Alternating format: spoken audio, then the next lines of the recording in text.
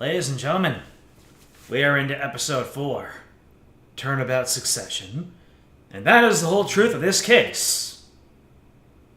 We're looking into the Mason system, and let me tell you, I believe we're about to experience, either it happens now or it happens partway through, we're about to experience some of the most painful Ace Attorney gameplay. I think it happens partway through the case, actually. In order, you have to know the story of the last 7 long years. Oh, in order to understand it myself, I need to understand the case.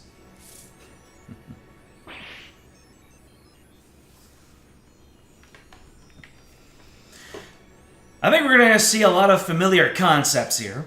Nothing happens by chance, all things considered.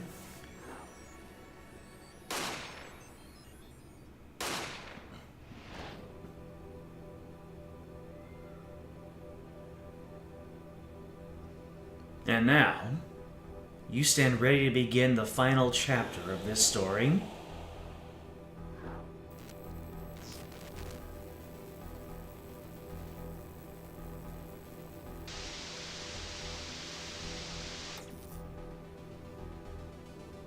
Will the defendant be found guilty or innocent? The decision is yours.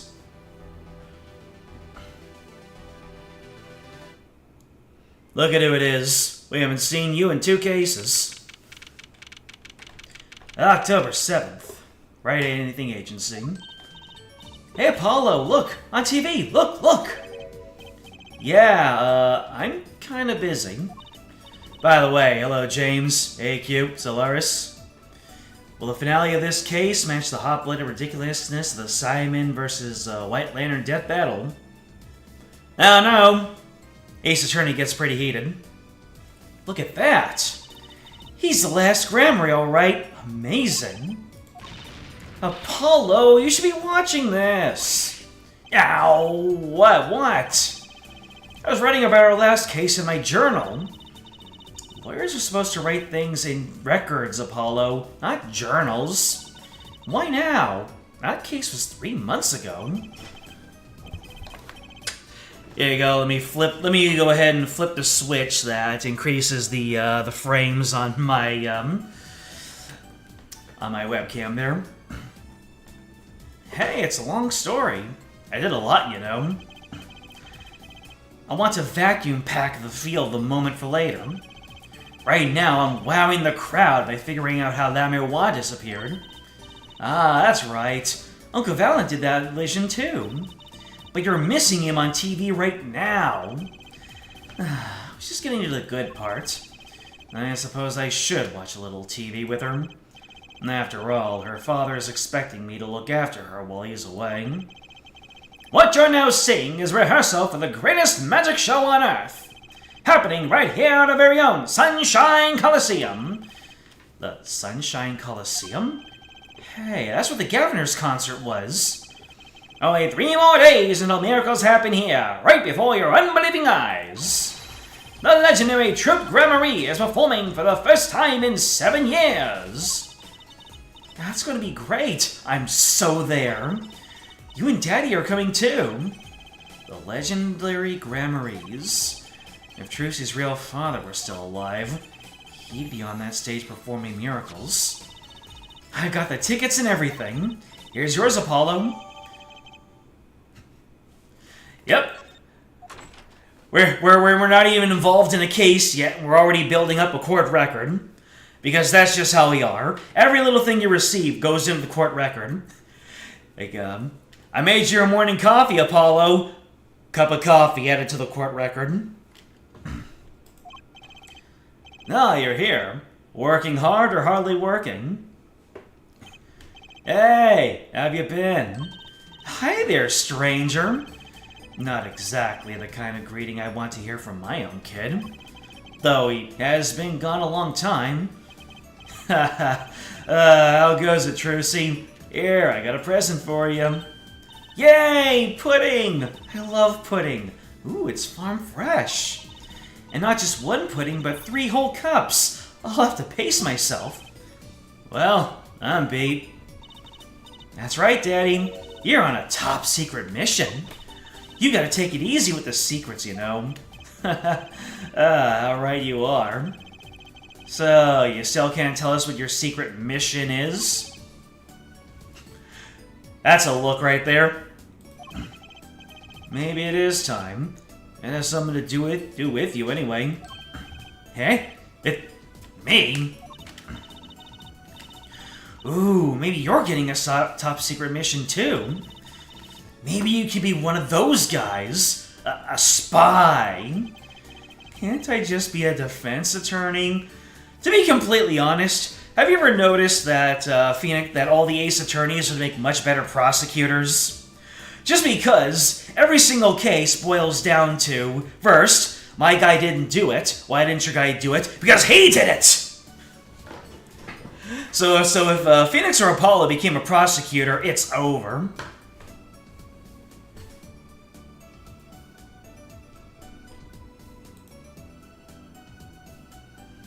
Someone forgot to add the Discord, and someone else is a hero. What?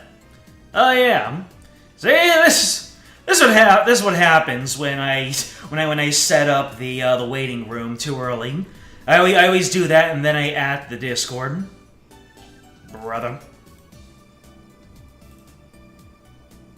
Well, thank you, AQ. But yeah, if the ace attorneys became prosecutors, these cases would be over in a single session. To be honest, telling you about the mission was my whole reason for coming here today. What? Tell me, you've heard of the juris system, yes? The juris system? That's right, the new legal system that everyone's talking about. Have you heard of it, Apollo? Maybe? Maybe not as many people are talking about it as I thought. The juris system, huh? Tell me!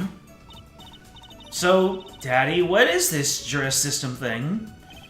Well, Trucy, do you know what a jury is? I've heard of it. Isn't that those people who sit in the court in those old courtroom dramas? Yep. In the fictional near future of Ace Attorney, there is no jury. There's just the judge and the evidence. That's it. Time for you to use your 95% of your brain and solve 2 Ace Attorney cases at the same time.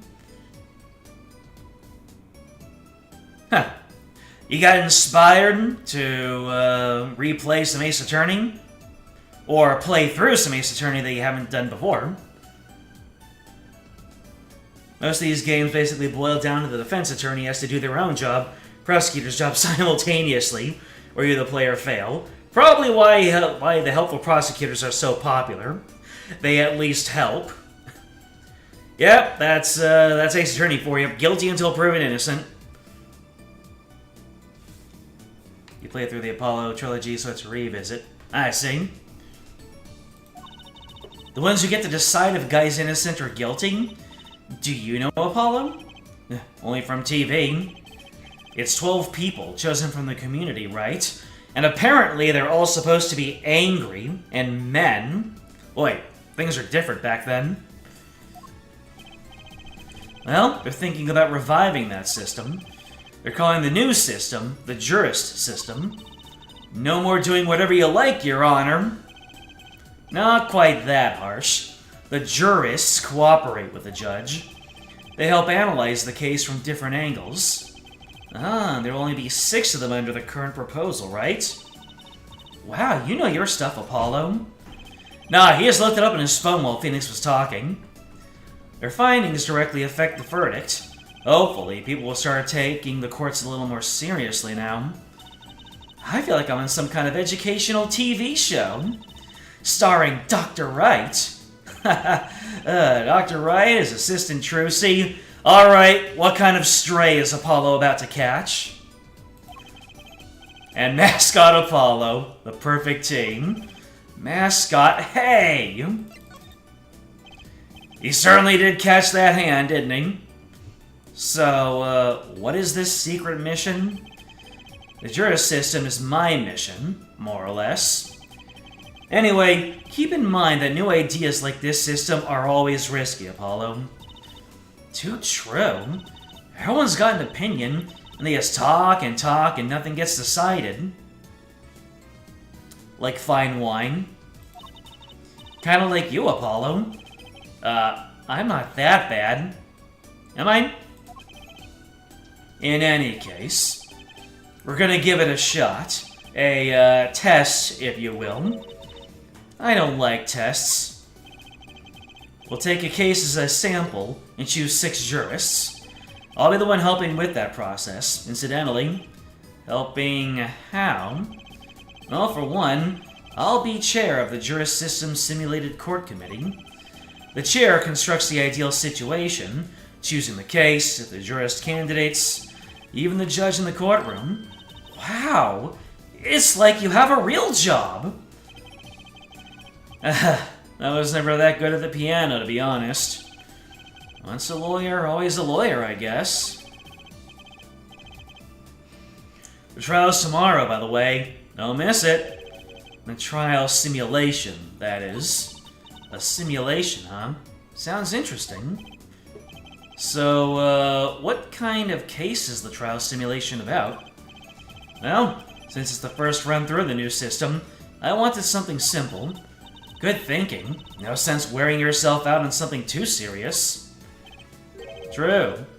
The case is a murder. As you do. That's not simple at all! By simple, did you mean that the defendant is guilty? Yes, most likely. So, good luck, Apollo. With what? With the trial tomorrow. You're defending, of course. Recall that I said it had something to do with you. Go for it, Apollo! It's just a test case anyway, no sweat. Yeah, but there's still a verdict to be decided. And a potentially serious sentence. The most serious in a worst-case scenario. You mean the verdict's for real? That's not a test trial! That's a real trial! All forms have been filed. There's no turning back now. The trial begins tomorrow at 10 a.m. Hope you can make room in your schedule. Why am I only hearing about this now? Ah, yes. There was a change this morning. I picked a new case. Eh? Something that happened last night. Well, I'll talk about the trial simulation. Seems kind of odd to just pivot to grammary, huh? All right, so what case are you gonna use? You really want to know, don't you? Of course I do! I mean, I'm going to be defending, aren't I? If all goes well, then yes. Of course, this is just a test. We wanted everyone to start without preconceptions, a blank slate, as it were. There's a difference between having a blank slate and just being totally clueless. Whose dumb idea was that anyway? Well, mine. Committee chair, remember? Oh. Well, if you want to know that badly, I suppose. I could give you permission to examine the scene of the crime. Good! Yeah, that's better. But you can't talk to anyone involved with the case. What? Then how am I supposed to defend? You let me worry about the details there. Remember, I'm in charge of this trial. All of it. But you don't want it to backfire, do you? Apollo, if I'm in charge of the whole trial, that means the entire affair is my responsibility. For good or for bad. Not the front-facing, serious Phoenix. Just do what you can. And don't worry, I know what I'm doing. Alright. I'd recommend going down to the detention center. Your client's waiting for you. You can ask about the scene there. But you just said I couldn't talk to anyone involved. Oh, you can talk to your client.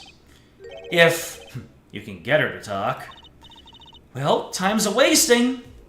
Oh, might as well shoot some breeze about Valent. Hey, Apollo, I know you're all excited about that secret mission. But what about this? The Troop Grammary Grand Magic Show?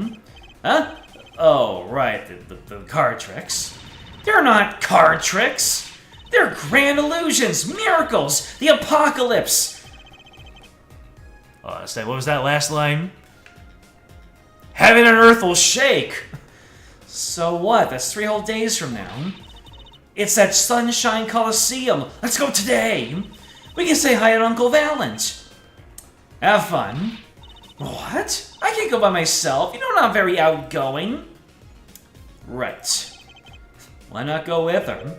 But what about the secret mission? Oh, don't worry about that. You'll hear all about it tomorrow regardless. I don't trust that smile. You know something he's not telling me. Yippee! Now I can go to the Coliseum. Suppose it wouldn't kill me to pop over there. Ah, Grammary. That reminds me. What's this, Daddy? Is that silk hat the Grammary seal? Consider it a birthday present, Trucy. Thanks! It's great, but today isn't my birthday. Good point. What day is it today, Apollo? Today? I think it's Recycle Your Plastics Day. Then it's a Recycle Your Plastics present. Yippee! So is plastic! Trucy must be protected at all costs. I've given up trying to understand them. It's much easier this way. So, what is it? Can I open it, Daddy? No. Huh? You'll need that envelope someday. Someday soon. Don't open it until then. Well, why didn't you just hold on to it until then? Because that would be the logical thing to do. An envelope about the Grammaries, huh? Alright. So, are we going to the detention center first, or are we going to the Sunshine Coliseum? I'll start from the top.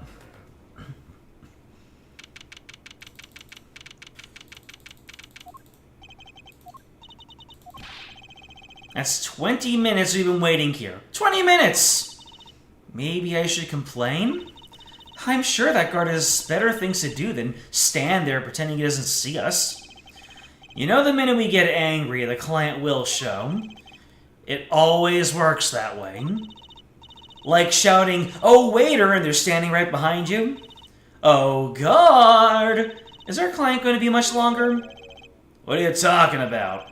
Haven't you already started the meeting yet? Eh?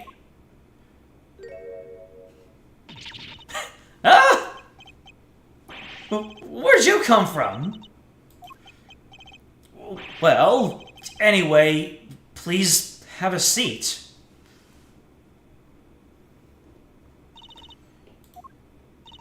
Wasn't that the lady who was, fainting in the preview? I'm nervous, Apollo.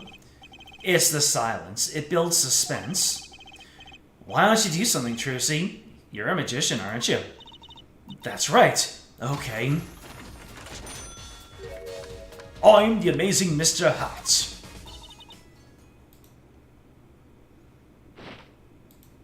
Oh.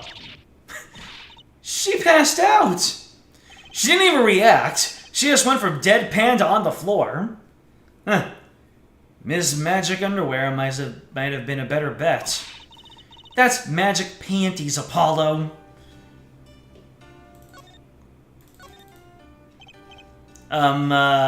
Hi? Well, I'm your defense. I really think it has to be fate, you know? And by fate, I mean destiny. Did you know I'm good with astrology? Tell me, what's your sign?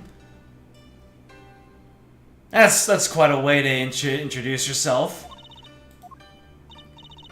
I can tell you mine if you'd like, Apollo. No, never mind. I just got carried away there. I seem destined to get difficult clients, it seems. So, what's your name? Oh, right. I'm supposed to introduce myself first. I'm Apollo. Apollo Justice. I'm Trucy Wright. I know. This is getting nowhere fast. Hey, I know. Maybe you can tell us what happened. I'm your defense attorney, after all. Anything out of the ordinary happened lately? Well, the other day this tourist from out of town stopped to ask me directions. Later, Trucy. I feel like I need to ask directions myself here. Well, that was fruitless. I think I understand despair a little better now. You did good, Apollo. Hello, what do we have here? Look! She's doing her nails. What? Are nails more important than defense? Is that it? Let's go, Trucy. Oh! She's finally saying something. Could you read this? Sure. I feel like a teenager on a first date. And this is the love letter we pass from desk to desk at school. Stop looking so wistful and read it, Apollo. It's a business card with the name and address. The name is, Vera Measham? Measham? The address is for Drew Studio. And you're giving me this card because...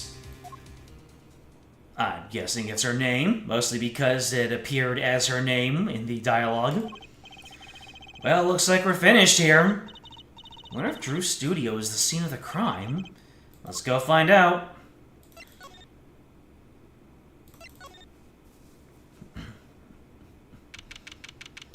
Colorful place. Let me just, the very moment I start streaming and I start talking.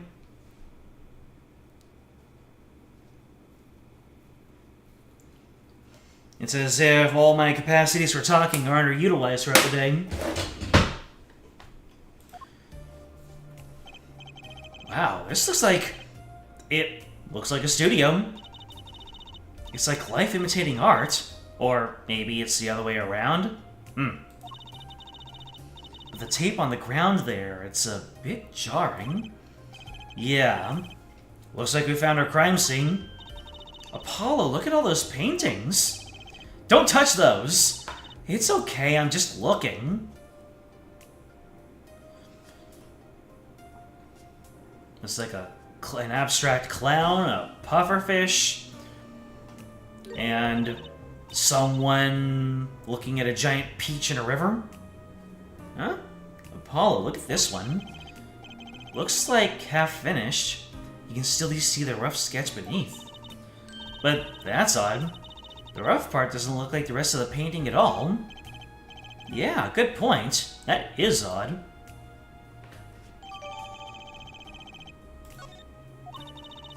All the paintings have a really different style, too.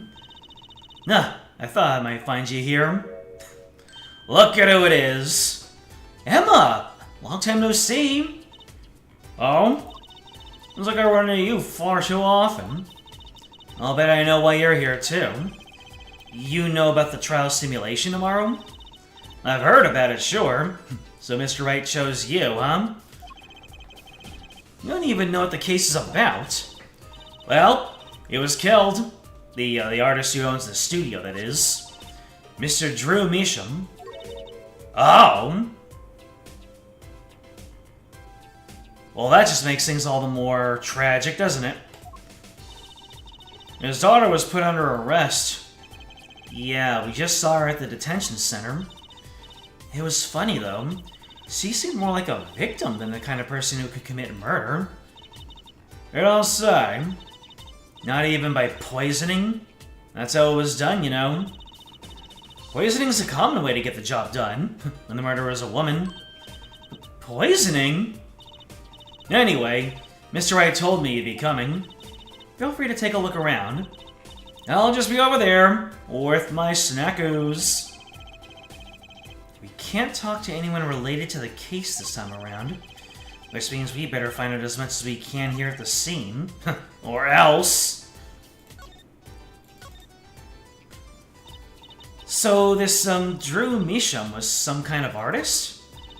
Apparently. Did a lot of illustrations for books, I hear. Had a lot of female fans, too, for what it's worth. Oh? Well, I guess his stuff is kind of pretty. Like that oil painting over there, for instance. Yeah. That, wasn't one of his illustrations, actually. So, it was a standalone painting or something? Is that what she means? He was an odd bird, Measham.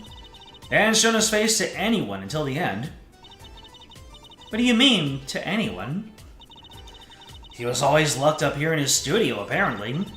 His only connection to the outside world was through letters he put in that letter box there.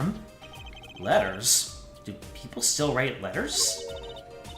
What do you mean, Apollo? I mean, when was the last time you wrote a real letter? Don't most people use email and stuff these days? Now, these days, if someone made a reference to Skype, that would be a throwback. Ah, Mr. Measham, to understand technology, it seems. He did everything by mail. Maybe he thought that was more artistic, you know? Interesting. In any case, the only person beside him allowed in here was his daughter, Vera. Well, then how would he have a daughter if he was all locked up, unless the locking up happened more recently? Oh, you mean the killer? She says so easily. The suspect, please. You took some fingerprints, of course. The only ones found in the room were Mr. Measham's and Vera's, basically. Basically? Actually, last night, Mr. Measham gave an interview to a reporter for the first time. It happened during the interview, apparently. His first interview ever? Could you tell us a bit more about what happened the night of the murder?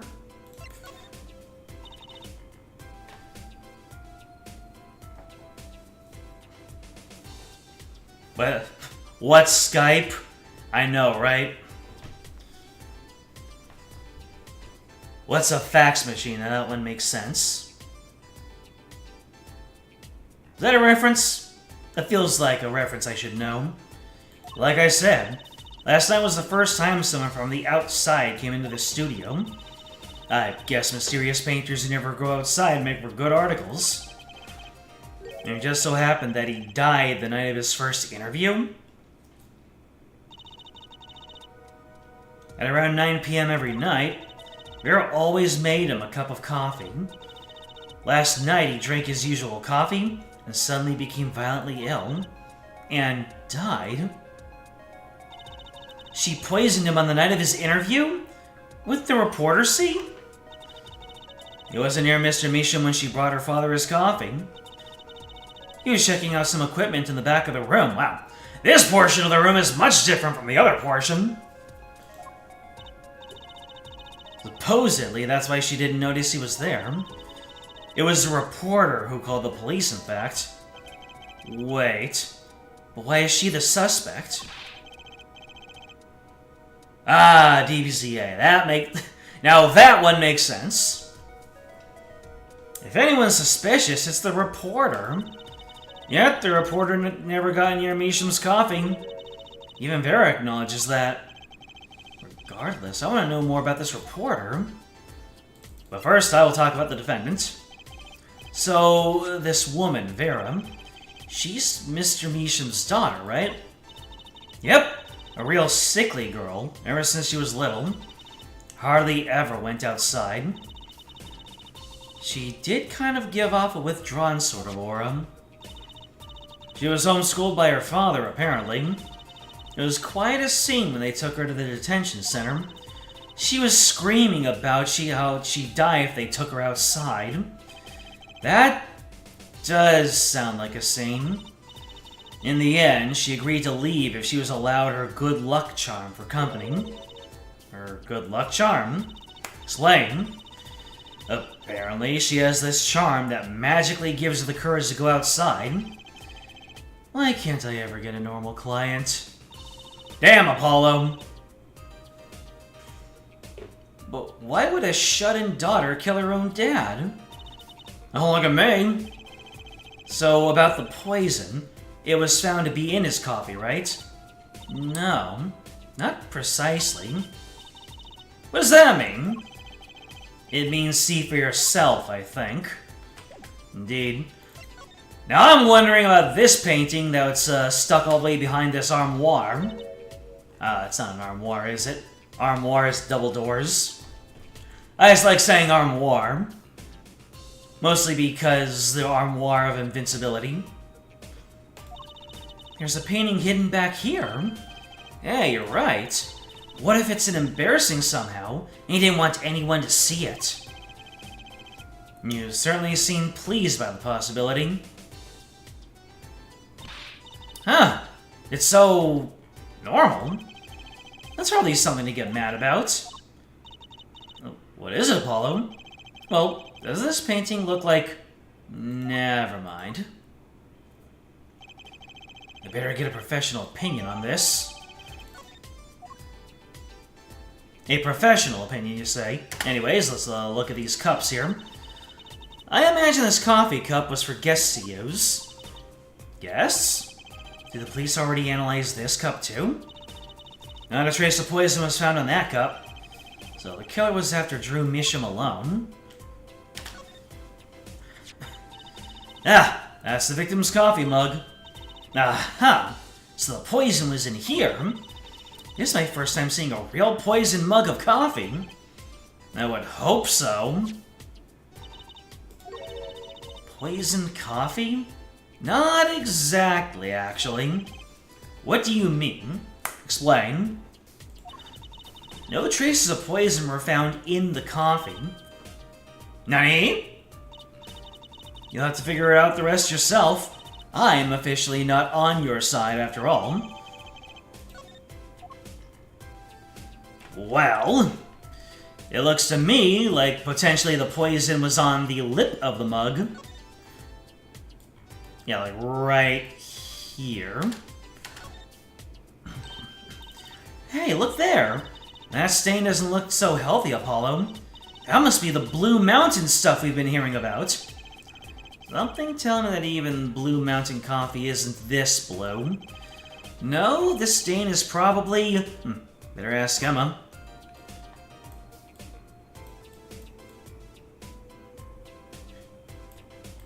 Is this Drew's signature? Come on, I want to pour the coffee out. I want to see what's inside the cup. I made an attempt.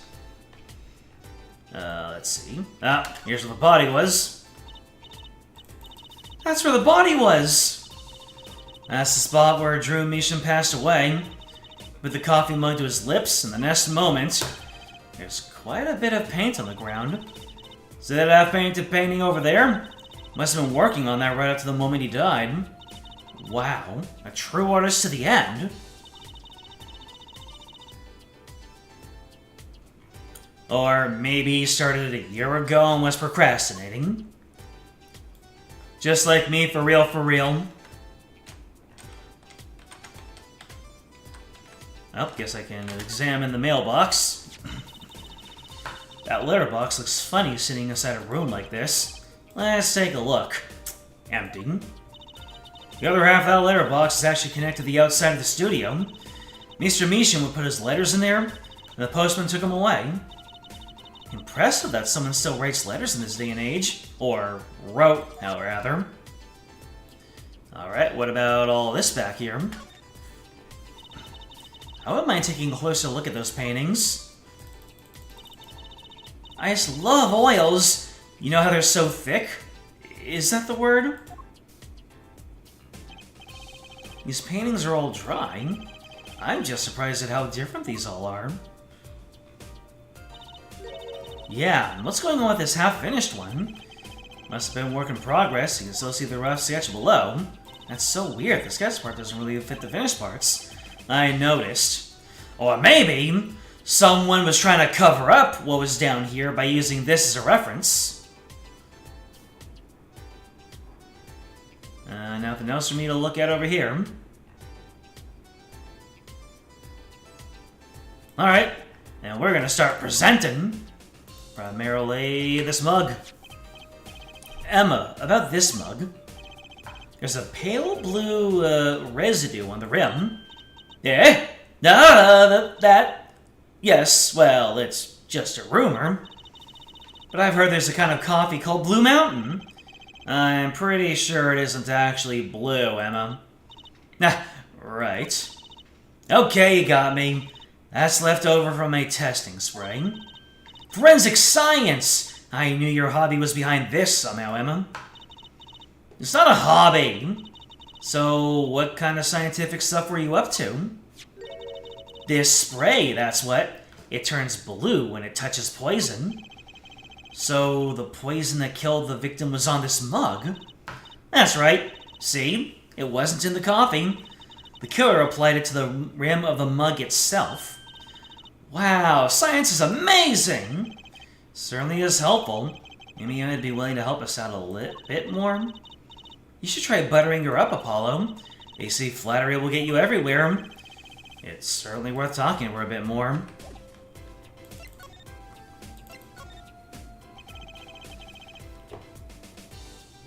Ah, there you go. You know what I'm talking about when I talk about the armoire of invincibility.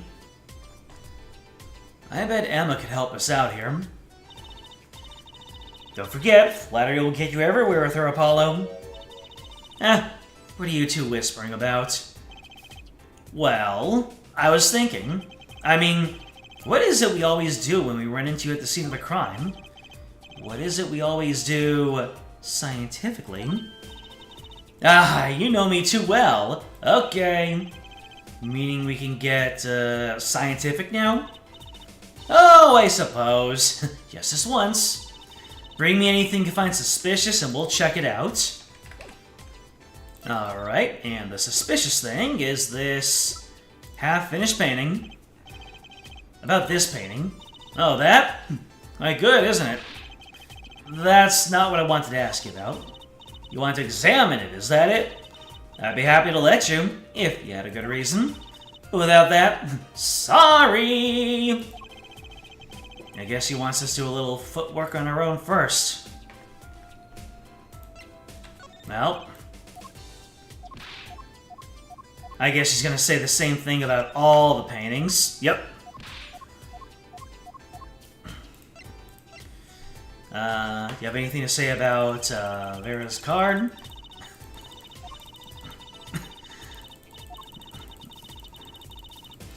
Need to be a little bit more focused on the inquiries. Oh, this letterbox. Nope.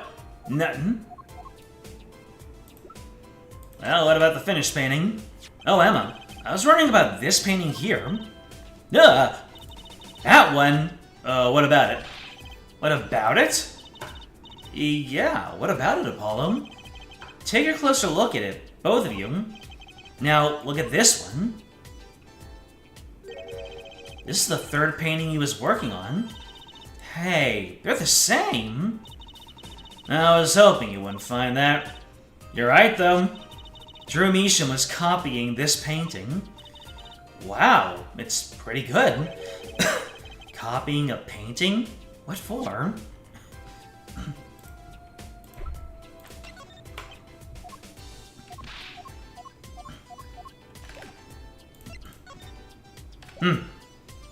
I guess we're all done here for the time being? Because you've already... Oh. Yeah, so we've already talked about the mug.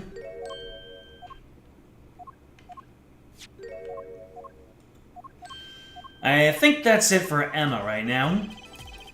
About the poison analysis... Oh! I guess I'd ask her again. I was afraid you were going to ask about that. See, this solution is used to test for atroquinin. I probably completely butchered that. Atroquinin! A deadly poison found in the autopsy. Uh-oh. I know that smirk in her eyes. She's getting excited. Best tread lightly. It's one of the most virulent poisons, but is absorbed into the body astonishingly slowly. It takes at least 15 minutes from the time of ingestion for adverse effects to show. Oh, and guess what? Recent research has shown that's fine, really. You don't need to go over the gory details. I think I get it. You just spray this stuff on something you want to test, right? Precisely. You can find even the slightest trace of poison with this. I want to try it too, Emma. Pretty please.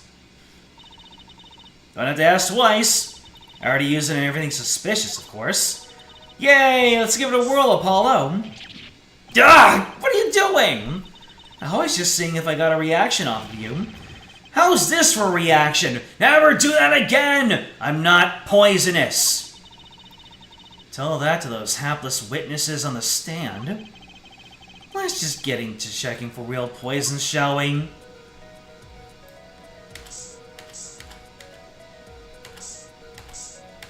Alright, so there's nothing on the fake painting. There's nothing on there's nothing on the copy painting. Ah, nothing on the mug. How about on the floor? The mailbox. The painting being hidden. This doohickey right here.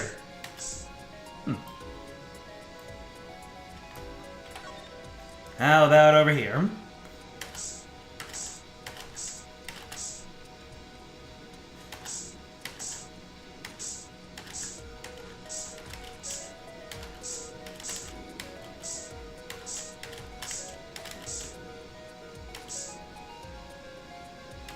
On the quill, on the brush.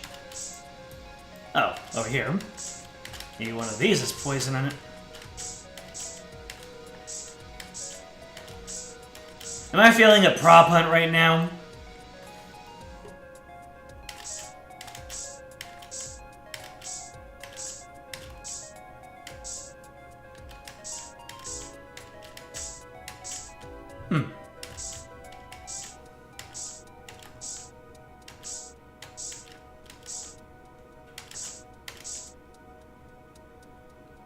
The whole next screen. Yep, I'm already over here.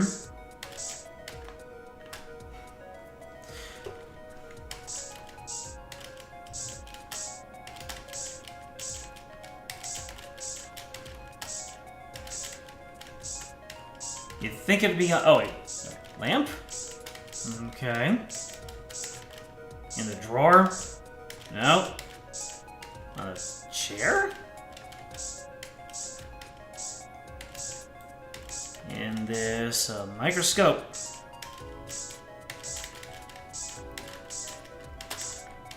On these... Okay. You'd think with just such a generous radiance, I'd stumble on something.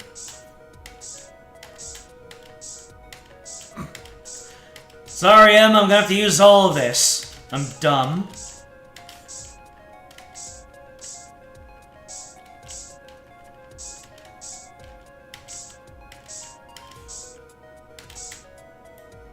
Is it on this screen?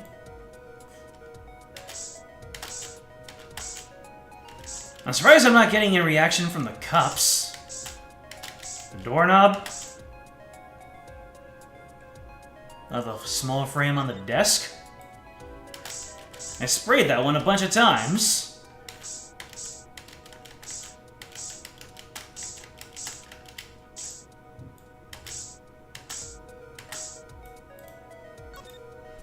Alright, let's give this another try.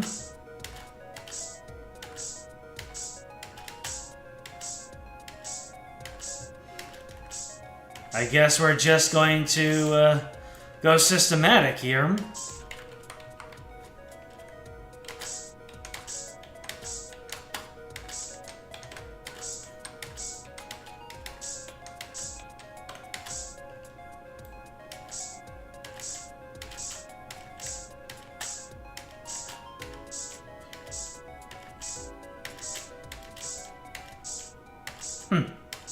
With...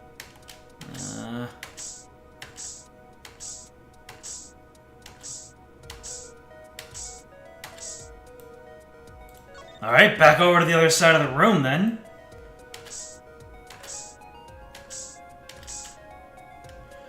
What's something that people would touch?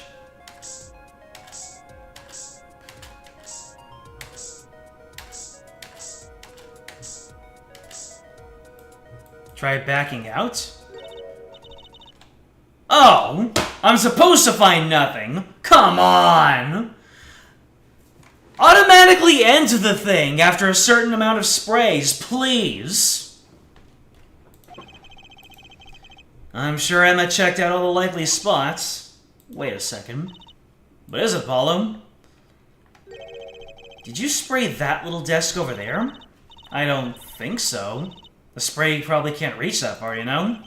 Let's check it out, just to be sure. Okay, now we're onto something. Oh, yep, there's a little frame.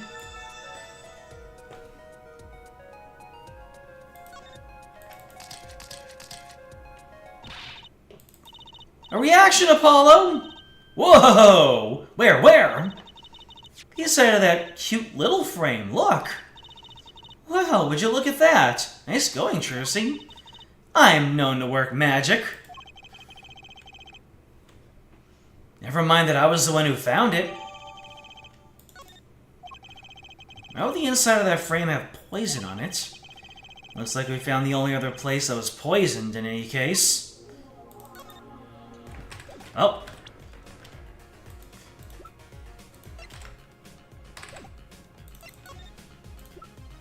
Take a look at this! Emma, I was wondering if you'd take a look at this. I'm gonna wait, what? You don't have anything to say about the poison frame? Then I'll look at it myself. Let's take a closer look at this desk here.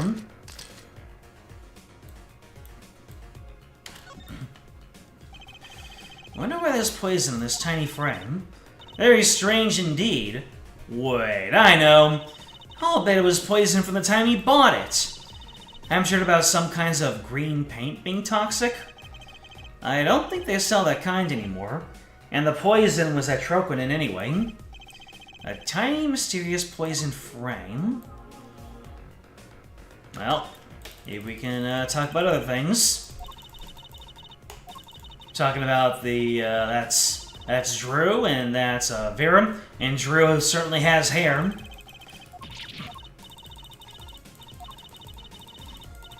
They arrested the daughter, and it seemed kind of uncool for them to do.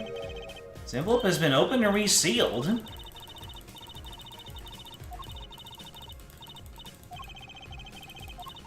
Wherever this one's so delicate. Postmark on this letter is from 7 years ago. Why would someone open a letter then seal it again? Better hang on to this. Well, we found some evidence. It was a letter that was opened and resealed, and it was postmarked 7 years ago. Who knows what it could mean?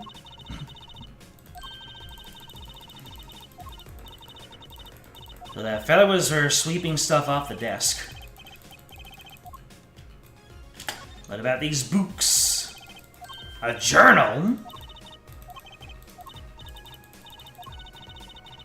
He didn't write the name of the killer, did he? He didn't write a single line in it.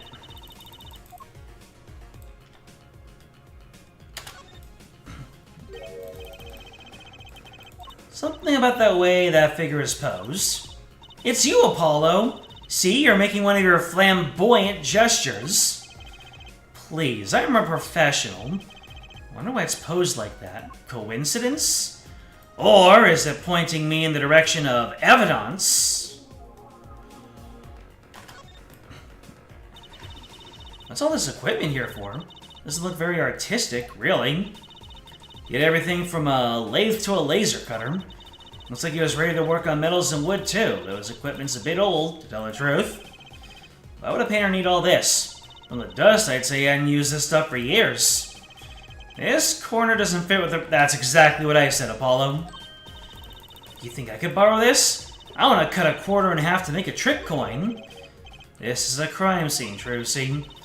But these cost like 50 bucks at the magic shop.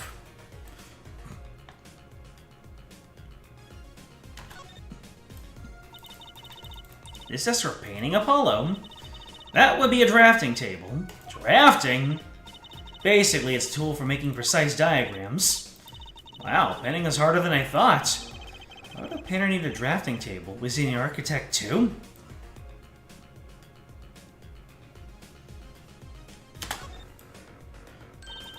Look at all these paints, Apollo! So many!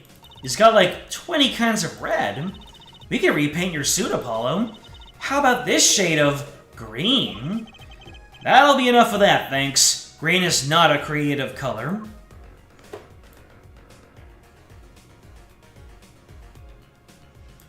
Oh. I think that's just about everything. And I'm guessing Emma won't have anything to say about the letter we found. Oh, well look at that. Yeah, well that's a bright red envelope. It sure is jumping. Someone opened this, didn't they? My lips are sealed. Your lips are sealed? That's a first. You mean you know what's inside the envelope? Sure, I read it after all. Ah, you mean you're the one who ripped this open? Please.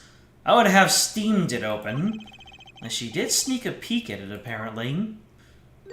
Oh, look at that cheeky grin. I don't think I've seen that yet. Know that I have a powerful weapon on my side. Weapon? Yes, the use of tools. Highly specialized tools for information gathering. Tools I wouldn't mind getting my hands on. You should try flattering her, Apollo. They say a little praise can open big doors. Never heard that one, but it's good advice. Let's try talking to her some more. About that envelope we found, I was wondering if you could help us out with that tool you were mentioning. Ha ha ha! You want to know about my tool, don't you? It's called an X-ray analyzer. X-ray? Like the X-rays you get at the dentist? That's right. At least, that's what I call it. Huh? It has a real name, but it's much more complicated. The X-ray spectralization... something. How am I supposed to remember all that? So, basically, it lets you see inside things, like envelopes. That's right. You're sharp, Trucy. But it's a bit more complicated than that, in practice, of course. Actually, to tell the truth, I'm not really sure how it works, scientifically.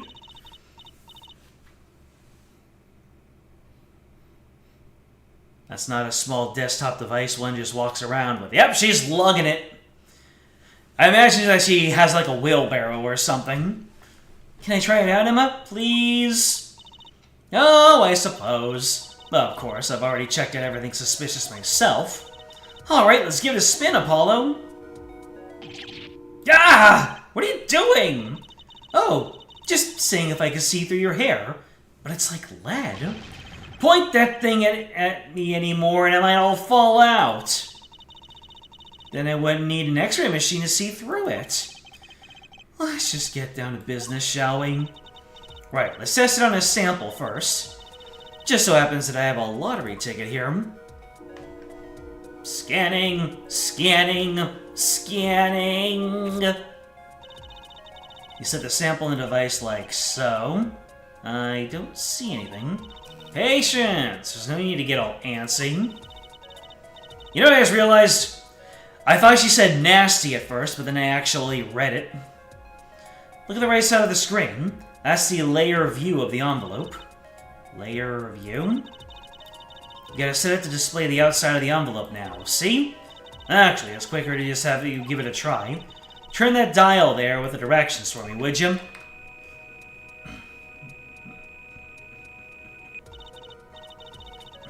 That's right. That's how you choose what depth you want to scan. Hey, I got something. See? That's how you can read the letters on the ticket inside. Cool, huh? Except, I can't read them. Just turn the dial a little bit more. What you have to understand is that a sheet of paper isn't really flat at all. When you zoom in that much, you see the paper is like a bunch of hills and valleys. Wow, really? This X-ray device uses a beam with a wavelength of only 0.05 microns. It breaks cards down into thin layers, so it can only show what's written on that layer. I'm not entirely following you. Well, what good is it if you can't read anything? That's why we go on to step 2. Try rubbing the image of it, if you would. Rubbing? Like going over the image with the stylus?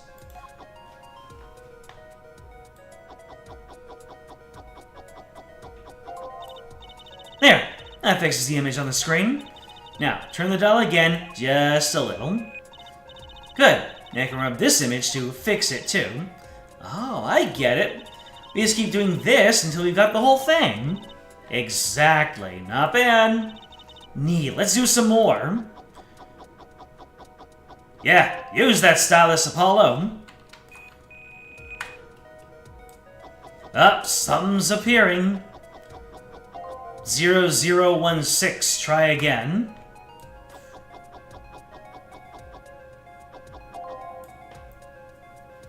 Oh, one more.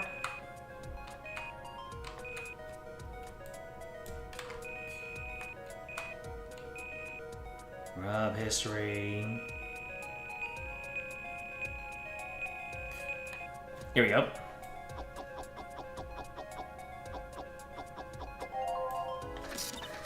Okay, let's print this one out.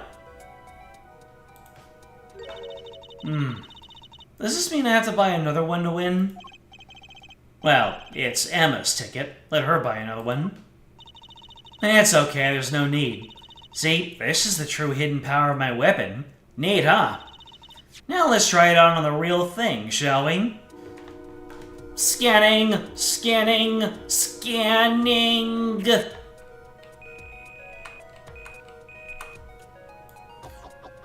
Oh Lord, I do be rubbing.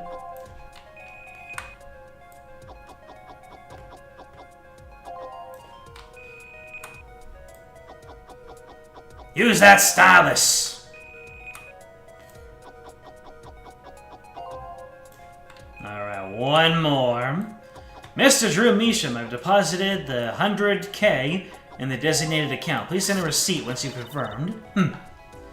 Okay, let's print this one out. Deposited the 100K in the designated account. Please send a receipt once you confirm the transfer. Someone deposited $100,000 into Mr. Measham's account? His paintings must be really valuable. There's another page in there. Care to take a look? You bet I do. You're gonna read someone's mail, you might as well read it all. Here goes the second page, then. Alright, I'm gonna double hand this. Just like in a trauma center. Oh man, I remember what a controversy it was that people were using two styluses in Trauma Center. But it certainly gave people speedrun chops. Okay, let's print this one out. Sign the papers and send in the enclosed envelope with the enclosed stamp. Within 3 days, I need not remind you to speak of this to no one. Ooh. So it was a letter about payment for one of his paintings. Why all the secrecy, though? And what? Why was this letter the only one in here? It's 7 years old, right? Maybe it had some special significance to him? Well, Emma? Well, indeed. She knows something she's not telling us. Looks like she's keeping mum about it. So, Emma, I was wondering, what's the story about this reporter that came here for the story the night of the crime? I'm afraid I can't tell you because he's going to be a witness tomorrow, I hear. I thought so. I'll never forget that face, But what was his name? Oh, right. Russell. He's after a scoop to sell the papers. So a reporter comes in for an interview with a painter. His first interview ever, and that night he is killed. Seems strange to you? Really strange. Does raise a few questions. I'd like to speak with this reporter if I could. Well, Azuri is on the beat today, too. He says something about covering a magician. Magician? Well, if it's not Trucy, that leaves only one other person. It wasn't Valen Grammary by any chance, was it? Yeah, something like that. He's got some big show lined up, I hear. So, he's out interviewing Valen Grammary. Looks like I'll be heading out to that Coliseum again sooner than I thought. Here, I'll give you that reporter's card if you want. Nope, I guess that's it for this location. Let's go to the Sunshine Coliseum.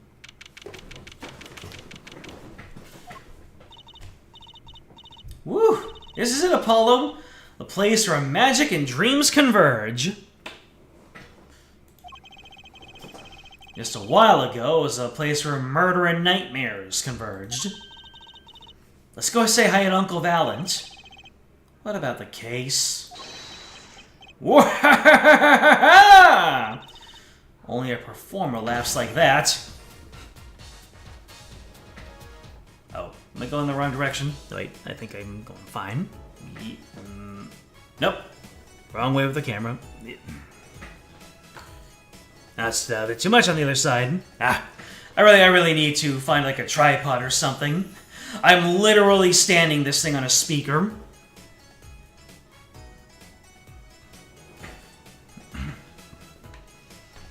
The young Miss Trucy! How often I'd hope we meet again, only to tell myself it was an impossible dream. Uncle Valent, how's it going? I'm glad to see you too. Now, of course you are! Humility is definitely not one of his stronger traits. Well, Miss Trucy, how does today find you? Did you come to give me flowers? Do it after the show, I beg of you. Actually, we came to wish you good luck. And congratulations on your big magic show. Oh, what does I wish to congratulate you? Not everyone is so lucky as to witness miracles, such as the ones I perform. Yeah, you're amazing. We get the picture. A world to watch in wonderment as Magnifi's illusions are reborn. Here on stage, by my hand. Everyone's talking about the big magic show. Is it true that the Grammary Miracle is back after a 7-year absence? A lot of talk about 7 years in there. Yes, Trucy, I must apologize. This show and this honor should have been his. Daddy. My co-musician in training, Zach Grammary, and that terrible thing hadn't, it's okay. Your father was a great magician, Trucy. If he were alive, then I, Valent Grammary, would have been proud to stand upon this stage as his assistant. Thanks, Uncle Valent. You know, I'm happy you're doing this show. To think we get to see the great Magnifi's illusions again. She really is looking forward to this, isn't she? My mentor, the magnificent Magnifi Grammary, was a true deity amongst magicians. A creator god who gave birth to magic and illusions that defied our very imaginations. I was so little when I last saw one, but I still remember his shows. He did wheelies in a sports car through the air above the audience, and then sped off to the outer space, faster than the speed of sound. I'm guessing that memory was a bit embellished. For 7 long years, the world had been waiting for a miracle to match his. As heir to the Grammary Troupe's secrets, it falls on me to provide one. It is my God-given destiny! Yes, you! Nameless face who speaks to the nameless masses! How can I help you? If the world is waiting, why did you hold off for 7 long years? It appears the lad is uninformed. Have you heard of the magic known as law, which governs our land? I have, though I'm not sure it qualifies as magic. A Harmless Magnifique's miracle was impossible. A certain law prevented it for 7 years, but no more! 7 years? That phrase sure likes to pop up, doesn't it? I'm on the same wavelength as this game. It's starting to get to Falcom levels of me writing the game for it. And why was that? A little matter called performance rights, Ms. Trusing. Explain. Can you tell us about these performance rights? Magnifique's magic relied on an incredibly innovative idea. A trick, if you will. That trick was considered property, and as such was protected by property laws. Intellectual property, maybe? Magnifique knew this and bequeathed it in his will to one person. You mean him? Yes, Miss Trucy, it was your father. Zack Gramarye was the inheritor of Gramarye Miracle. Daddy? Yes, as you well know, he is gone. He disappeared suddenly 7 years ago. I think I see where this story is going. Once a person is classified missing for a certain period of time, they are considered legally deceased, correct? In all absoluteness, those rolled-up sleeves conceal your competence well, young man. That certain period of time of which you speak is 7 years. Ah. Yes, Miss Trucy.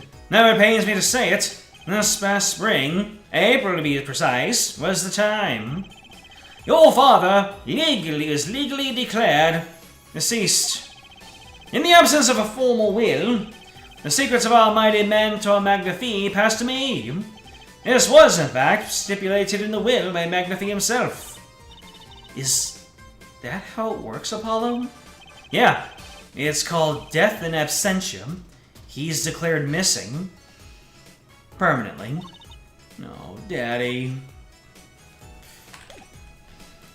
Alright, I don't think I really have anything to present. Unless I just want to flatter him. No challenge, is it? You want me to make that disappear? Very well, give it to me. No thanks. Are all magicians like this? Apollo, what was that look just now? I was just thinking how hard it is to get any information out of a magician. How about this Gramarye envelope? I was wondering if you could tell me about this. Yaha! Why, that bears the Gramarye signal. Uncle Valence, is something wrong? Trucy, where did you get this? Daddy gave it to me. Your father? My partner? No. My other daddy, Phoenix Wright. Why now? Why would your Lord Daddy? Lord Daddy?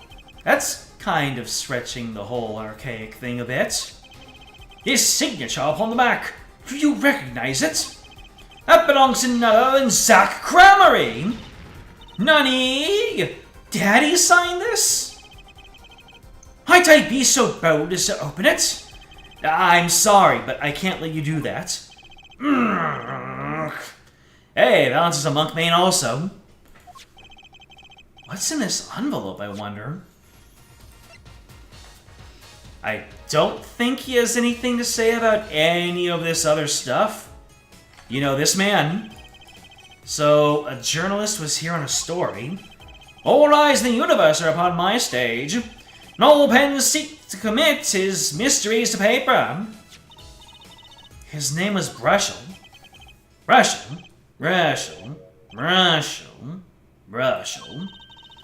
I think he remembers him. Doesn't look too happy about it. Brushel.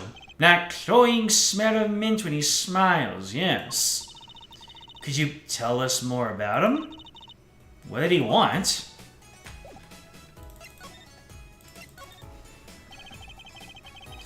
Remember that name called on me just now?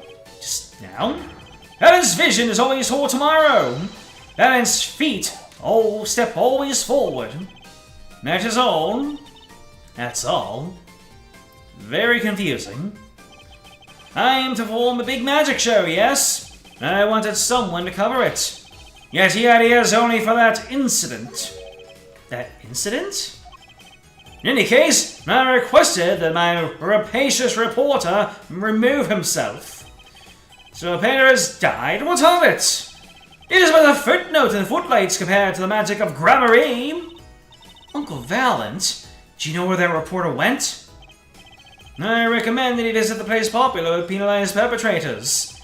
The detention center? He was a rude individual. Might I see that card? Sure. Damn! He would tear apart my respectability! I would tear apart him! Ooh, here comes Apollo. Uncle Valent's big magic trick. Is he going to fix the card? Not sure that qualifies as big magic. What happened to the big magic?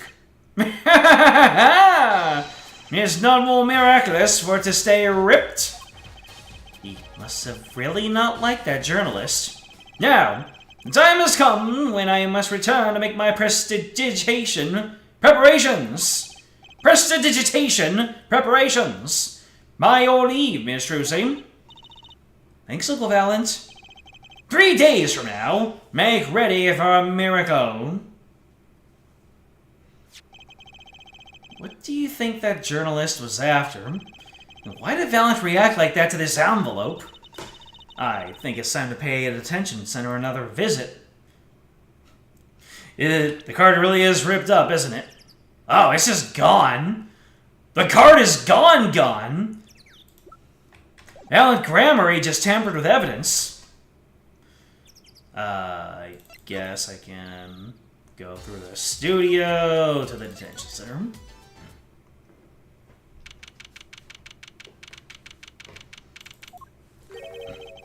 I think I hear what you're saying. We're all doing it for the money. End quote. No, not at all. Looks like someone's already meeting here. Maybe that reporter? Look, this guy. I think I used the nerd voice on Winston Payne too early. I'm trying to think of what I'm gonna do here. Hey there, how you doing? Who might you be?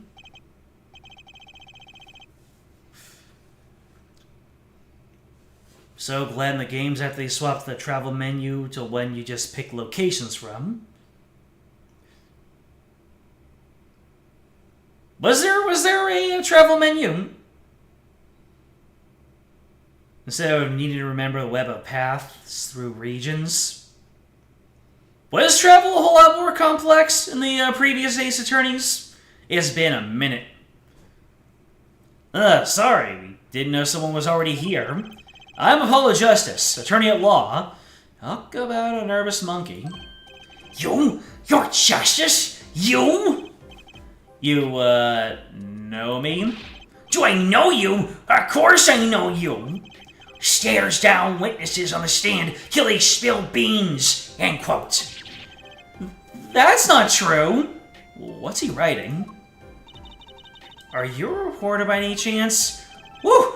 You're Trucy! Am I famous? Instead, it's limited to 3 choices in this game and prior ones. Dual Destinies and Spirit of Justice do a menu with all the locations on it at all times. Oh, that's real nice. Oh yeah! Trucy Wright hates carrying a bag. Puts everything she owns in her panties, end quote. Ah, that's so not true. Guess hold on to your breeches there. I'll wrap up this interview in a jiffy. Interview? So, guard, I think I know what's going on here.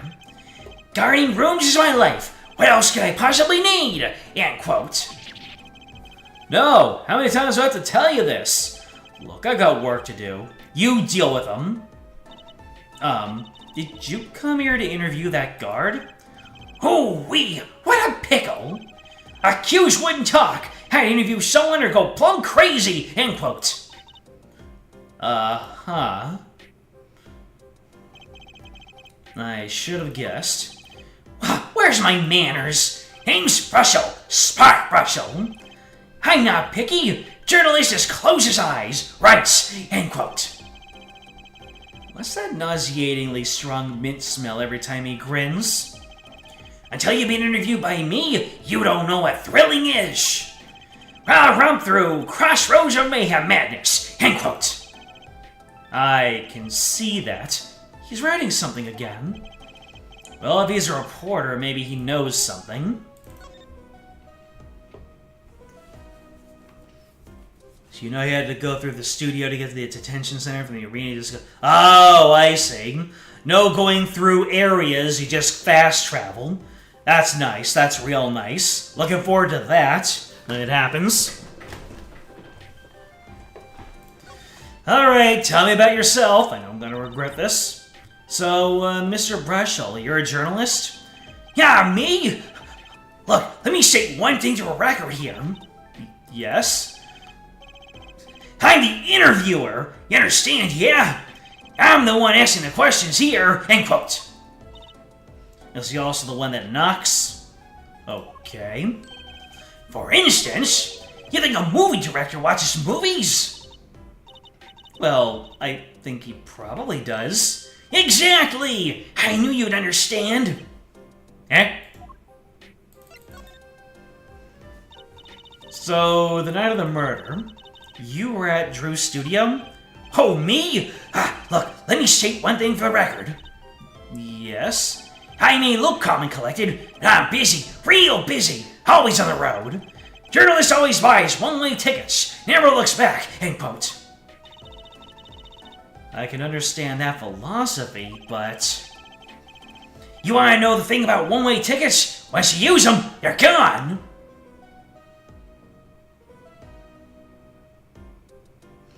There's something deceptively deep about that. Oh, because you have to give them to the guy at the airport. True enough.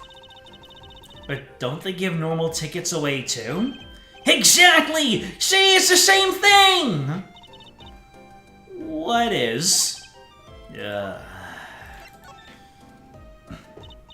So, you went to do a story on Drew Measham, and he'd never heard a story done about him before? That's right! Look, let me say one thing for the record here. What? I'm sure you're gonna want to know about my source. What tipped me off to Drew?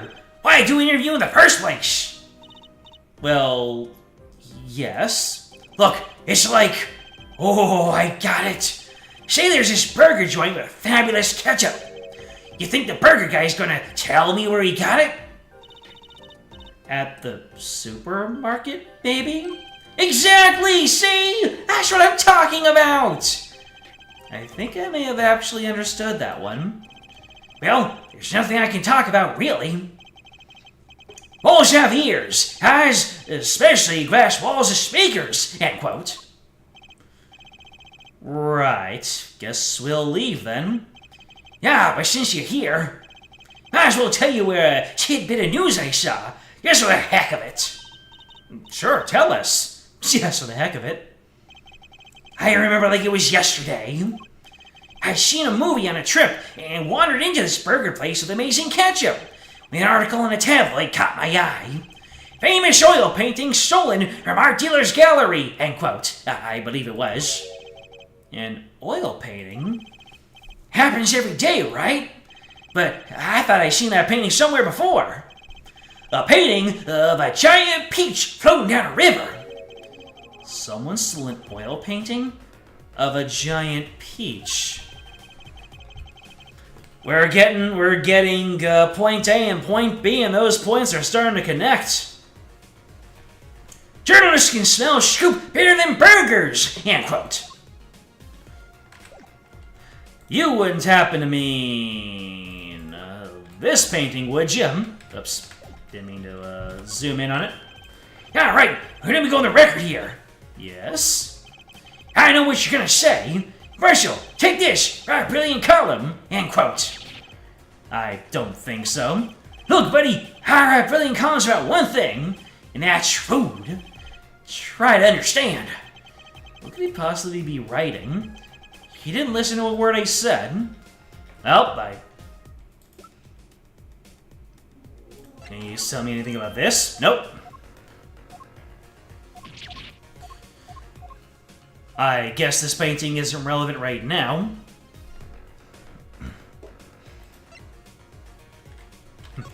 You have anything to say about Valent Grammary?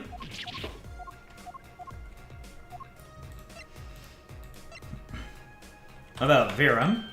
Nope. Well, maybe we can show him elements of the murder scene. I don't think, well... Nah, I don't think he'll have anything to say about all the paintings. But I have to try, you know? You never know what you're gonna get information on. Well, do you remember this? Nope. I think we're done here.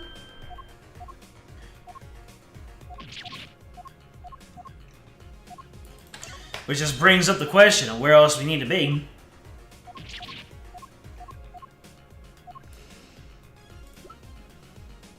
Maybe this letterbox? I think I already presented this, but...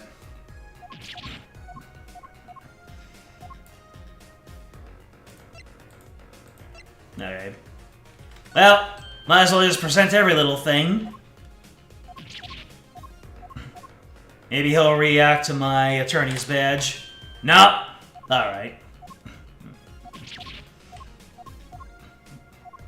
So we can only talk to him over here. So I guess maybe back to the agency. Well, there's Phoenix. Ah. I don't think Phoenix is anything for me. You know anything about this? Ah, presenting, are we? I did my fair share of that back in the day. Showed my attorney's badge a lot, too. He may look cool and calm now. You should have seen him before. Haha, you know me too well, Trucy. I'm glad I provided this opportunity for a little family bonding. Alright, I don't think anything's going on with Phoenix. Let me see, Drew's studio. Anything new here? Well, how'd it go? Find anything out? Actually, there was one thing I wanted to check with you. What's with that scary face you're making? And what's with the I know something but I'm not telling face you've got going, Emma?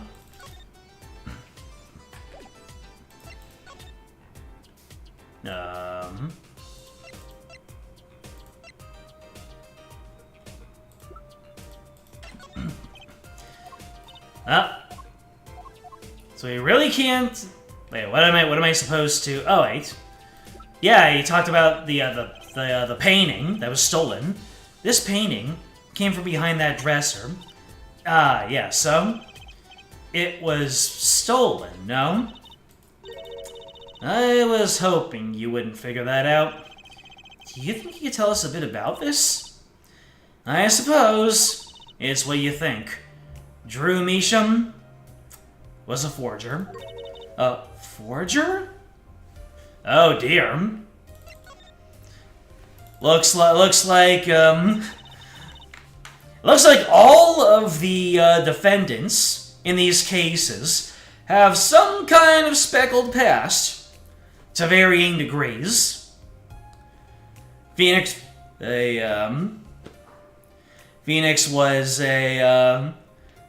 was a disgraced attorney. Walkie Kataki was kind of a punk who had intentions of murder. Machi was a smuggler. And now, well, why am I talking about the defendants? I'm talking, these are the victims that I should be talking about. Yeah, even the victims weren't great people, now that I think about it. Especially that doctor. That doctor was a piece of work. Well... We don't really know much about Romain Letus. So, what exactly is a forger? Well, basically, it's someone who makes forgeries. Fakes, in other words. Fakes? copies of an original. Exact copies, so precise you can't tell them apart. Well, why not just photocopy them? The big problem with forgeries is that people try to sell them as a real article. It's a crime, of course. So Drew Measham was a criminal? I'm afraid so. He received money to create elaborate forgeries. To supplement his work in illustration, I guess. I see. Actually, that's why I brought this here in the first place. What do you mean? Explain! You're trying to determine if a painting is a forgery. The rough sketch underneath can be a valuable clue. So the rough sketch is like practice for the real thing. Like doing a magic trick in front of a mirror before you go on stage. But not in the case of forgery. Not necessarily, anyway. You don't know what the finished product is going to look like, after all. Oh yeah, I guess you would. That's why I brought this. I'm going to use it to see what's under the paint of the finished pieces. I get it now. Not that I really needed to go to such lengths, seeing as how one of the paintings was only half finished anyway. Still, it'd be neat to see Mr. Measham's rough sketches. Kinda like what he was drawing when he thought no one was looking. True, that would be interesting, and maybe valuable for our case. You should try buttering her up, Apollo. Flattery will get you everywhere, they say. Maybe I should ask Emma to help us out. I kinda wanted to see the rough sketch under this painting. I was wondering if your tool there might do the trick. Oh, fine, fine. Just this time, though. Let's check it out. You really have to ask? Scanning! Scanning! Can I just... Oh, look at this.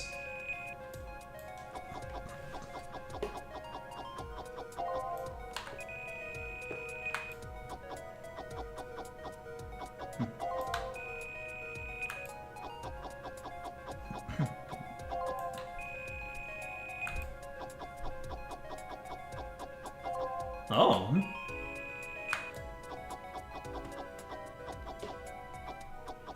Hold up. Is that Clavier in the previous? Is that Clavier performing in the previous case? Okay, let's print this one out. Yeah, it's a guitarist on fire. What the heck? Wow, he really blows. This finished painting isn't anything like the rough. Devices like mine didn't exist until recently. He probably thought he could draw any sort of thing he wanted to for the rough. What do you mean? Well, in the past, you could only analyze the composition of a rough sketch. Composition? In other words, the traces of charcoal between the paint and canvas, so you could tell if there had been a rough sketch, but not what it looked like. Ah, I think I follow you. So in essence, it wouldn't matter what was underneath the finished painting. Some pros would actually paint out a rough sketch entirely, then do a completely new painting on top of that. So Mr. Measham was drawing whatever he wanted before painting over them? Possibly. There a problem with that? Not particularly, but something about the sketch itself is kind of odd. You're awfully silent all of a sudden, Apollo. You think we could check out one of the other paintings? Well, sure. You like this detection stuff, don't you? Are the other paintings going to be scenes from the other cases? That's gonna be wacky.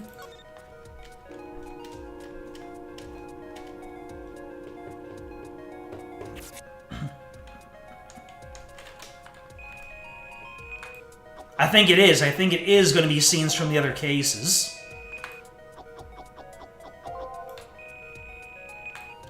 And then we're going to wonder what the heck it is that, Measham had going on. That's the crime scene. with the noodle cart, with the noodle stand. Let's print this one out. Yep, that's the noodle stand. And Mr. Noodle right there on the banner. This one too. What's wrong, Apollo? You look so serious all of a sudden. You think I can look at the last of these? Fine by me, knock yourself out. What could it mean? What could it mean?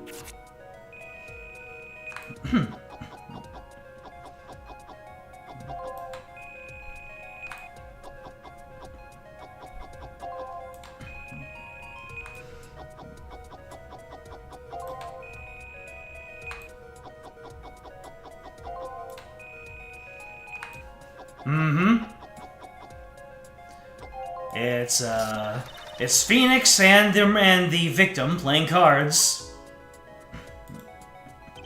What the heck is all this? I hesitate asking why you're getting so excited.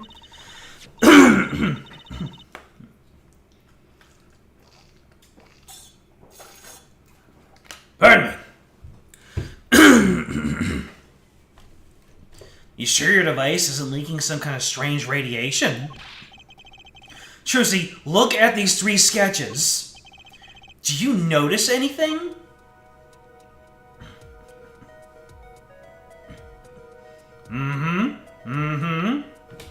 And?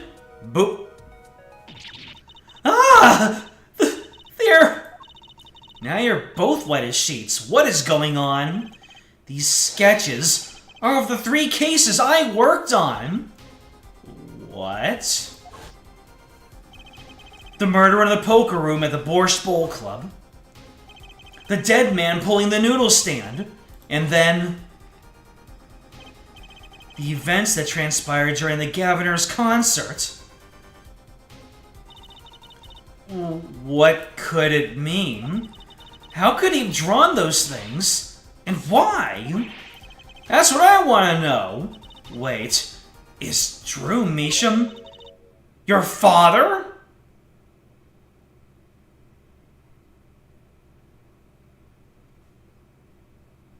Give me a break. Does that seem even remotely possible to you? I'd never heard of any Drew Measham before. I ain't even seen a picture of him. But there were my cases drawn on his canvas. Every single one of them. It couldn't have been a coincidence. Just who was this Drew Measham? And what did he have to do with me? Freaky! I guess it's time for the trial.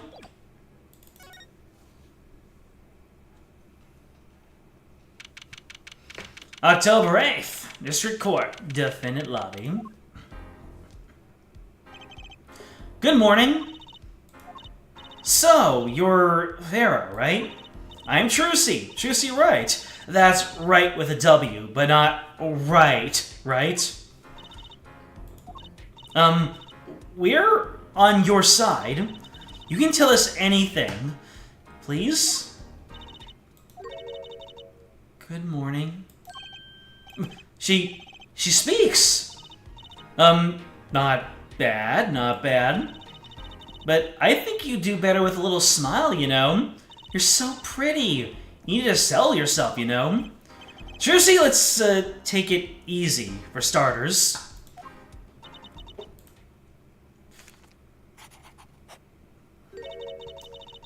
Thank you for taking my case. Okay, well that's a start, I guess. And a meme template as well. Best girl Vera. I thought La Miroir was the best girl. Unless the answer to that is yes. Who's better? Who is actually best girl? Vera or La Miroir? The answer is yes. There she goes with the nail polish again. That's great, really. It's so cultured.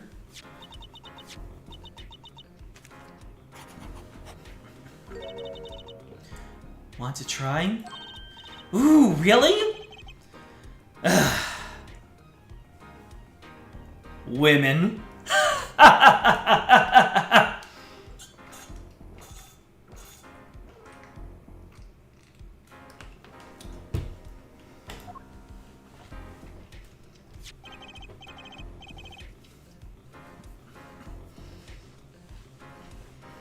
The victim, Drew Measham, was a forger, and a stolen painting was found in his studio. A life of crime, really. And maybe one that led to his death.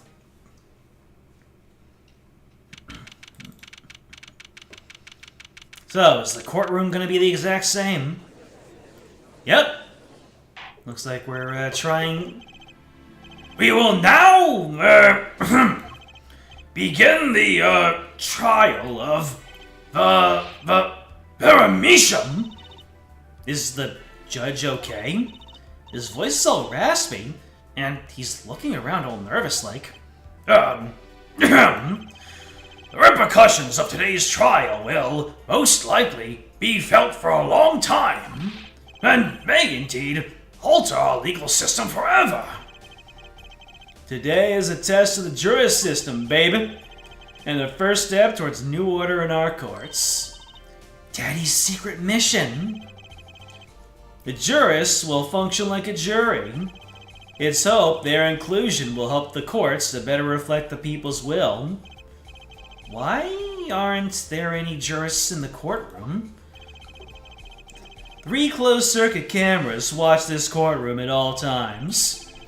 The jurists have to have access to everything that transpires. Jurists! Judge well and judge cool, baby. Now see here, Prosecutor Gavin. I was going to say that. Ah, my apologies there, Judge.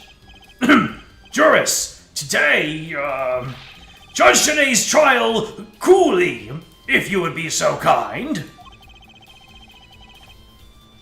Jurists are unbound by the letter of the law. They don't affect the trial with evidence, but by their feelings. We're about to find out just what effect they're going to have. Very well, Prosecutor Gavin. The details of the case, if you would.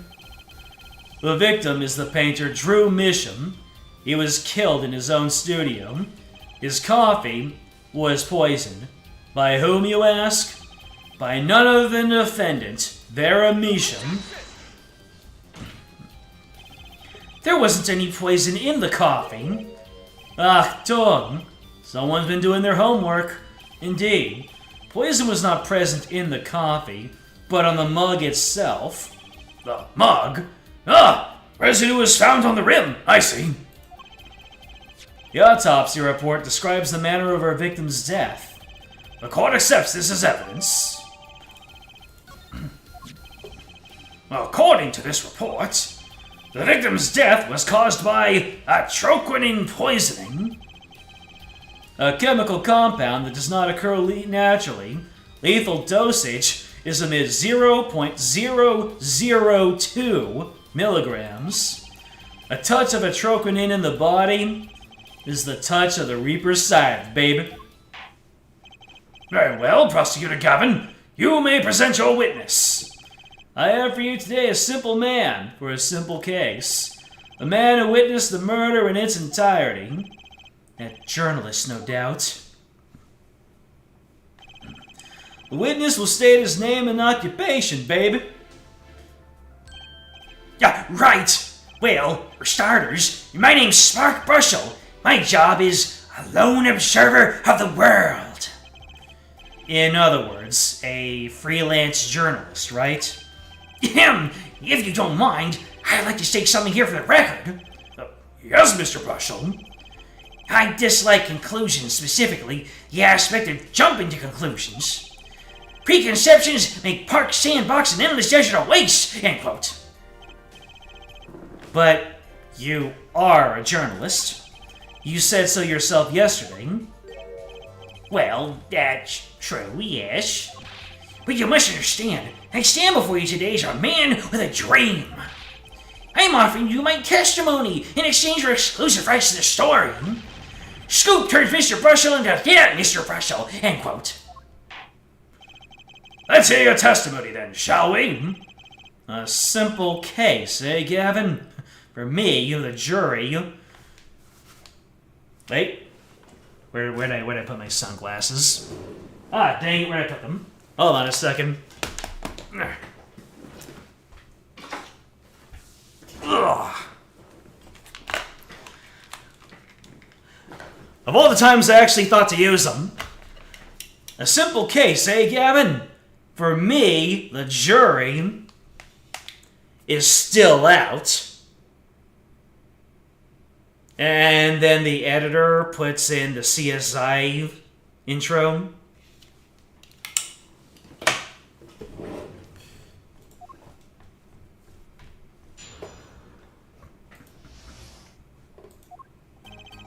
I visited the studio around 9 that night to do the interview.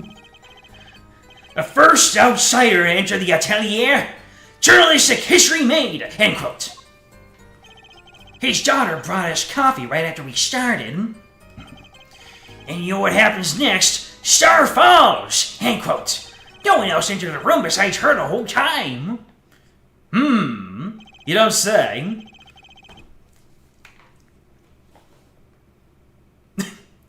The varying degrees of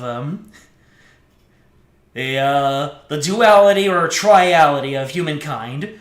One gets up and leaves, the other one fills in the blanks, and AQ, don't even know what editor mean. I don't even know what you mean by editor. That does sound like a simple case, unless you were the one who poisoned him. What are you saying, Judge? Need I remind you, the cameras are rolling today. I felt the need to be a bit dramatic. You didn't do it, did you? Me do anything like that? Come on! That's like a newsmaker making the news, end quote. Or even contemporary witch hunt, end quote. I know, wild accusations rock courtroom, end quote. Rock indeed. Prosecutor Gavin sure looks like he's having fun. I'm so happy for him. Very well, Mr. Justice. Your cross-examination, please.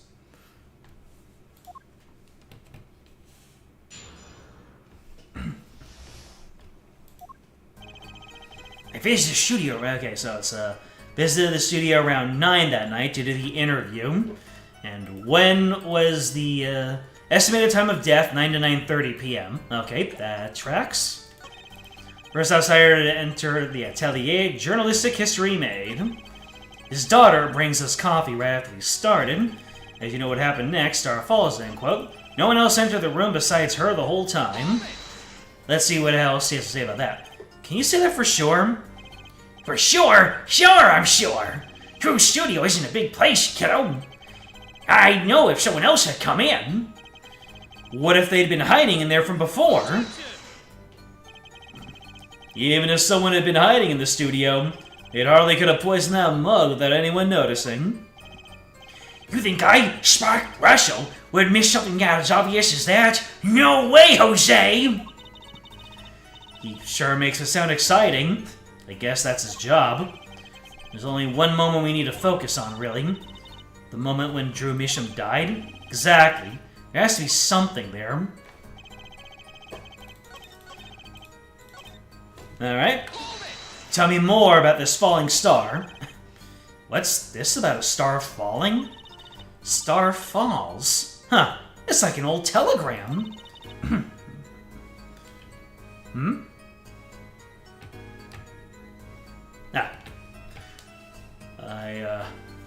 My slumber was disturbed for good reason. Send money, over. Shall we? You don't know.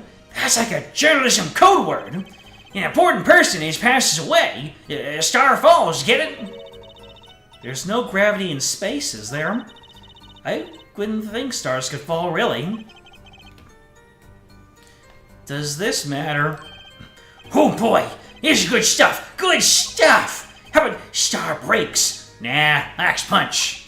I know. Star dies. Nah, that's imagination. Now, of course, you could go with true dyes. Straight to the point. I like it. I think we need to hear about something a little more substantial. The Star's coffee. Alright, let's hear about the Star. You say Mr. Measham had coffee too, but did you actually see him drink the coffee? Course! He who sees it wins, but he who says it wins bigger, end quote. I live in a man sees dog eat dog and writes about a world yet. Yet? I can't say I saw him drink it, really. He had one so-called ship, if that. Man puts up some mug drinks, end quote. That poison is quite virulent, I hear. My stomach did a so-called somersault.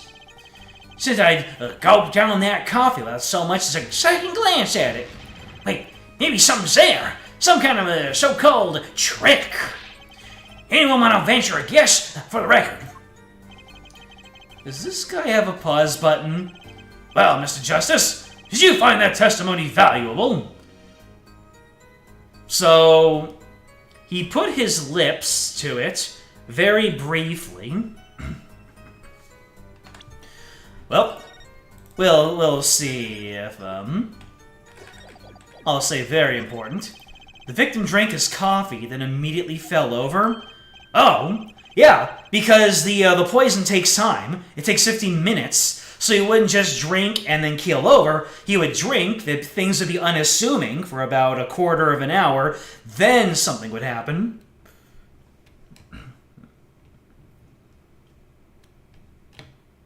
Alright. Oh, yes, you can go to the press with that one. Your Honor, this is a vital piece of information. Please add it to the testimony. Very well. The witness will add this to his testimony. Vital! Right. He had one ship at that. Next moment, he was on the floor. Alright, let me see here. What do I present? Traces of aquinine were found in the cup rim. 9930. I know that the contradiction. Well, let's see if we have more on it. So he either took a sip or he didn't, and then fell over. Oh yes, indubitably, just like that. Wham bam. So Mr. Measham drank the coffee and fell over immediately. And I think Barcel's telling the truth too. Should I get him to talk about something else? Oh. Huh. Talk about the moment of death then. About when Mr. Measham passed away. Oh boy, what a scene that was! He put his coffee mug down with a crash, right? Yes, and then... And a cold finger of death touches his spine. Knife's flame sputters and fails. So cold was that touch, but he could do naught but tremble uncontrollably. Actually, Knife's flame is a little tired. Knife's river froze over. Oh yes, that's a go. I think he's starting his article already. Could you describe that a little more simply? Well, as you can imagine, I was pretty surprised. Hit the floor, as they say. The artist Caesar is final performance, end quote. Atroquin paralyzes the central nervous system. The body arches back like a bow. The lips tremble. That's quite enough of that. Some of us want to be able to sleep tonight. Oh yeah, I want details. That's juicy details. For that, you can listen to our last year's hit single, Atroquin in My Love, by the Gavners. Available at all major music outlets. The point here is that the victim died of atroquinin poisoning. Well, Mr. Justice, how did you find that testimony?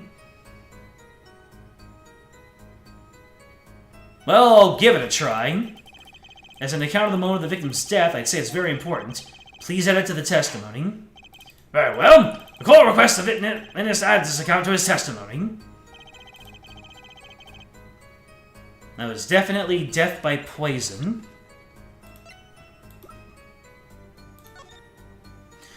Alright, so...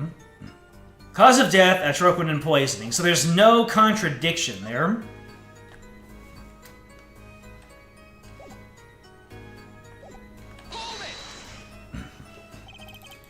You say it was definitely death by poison. How can you be so sure? Hey, look, I'm a journalist. I see a lot of things. I've had more than my share of experiences with so-called poisonings. Man eats fishy fish, goes bye-bye. End quote. Food poisoning doesn't count. So I'm going to talk about something else. Alright, I'm going to talk about Brussels coffee and see if there's anything there. So you drink the coffee that Vera served you too? Of course! If someone serves you coffee, you drink it. That's what my old boss always used to say. Never did get what he meant by it, though. But you're still alive, which is to say, you didn't die. Yeah, of course not. No point falling before you're a star, end quote. That's not exactly what I was getting at. What were you getting at then? You know the poison was on the rim, on the coffee. Oh, yes! There were 2 cups on the tray she bought. And one of the cups had Drew's signature paint on the side. Huh. No chance the guest would take that one by mistake, I guess. Well, Mr. Justice. Well, let's see.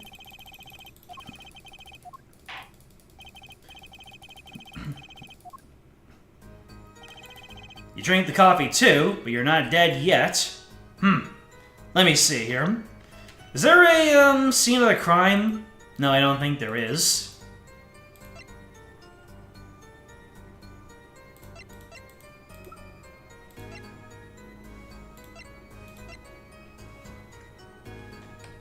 Nope, I think the first one had the contradiction.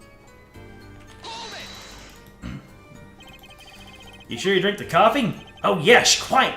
Yeah, I gulped it down, had that sweet scorch in my throat. You say the victim took one sip and fell over, and you still kept drinking? Of course! Drink your coffee when it's hot, never when it's not. That's what my old boss used to say. Never really knew what he meant by it. Alright. We're going to talk about the Stars coffee. And then there has to be some kind of contradiction there. Something that proves that it couldn't have happened the very moment afterward.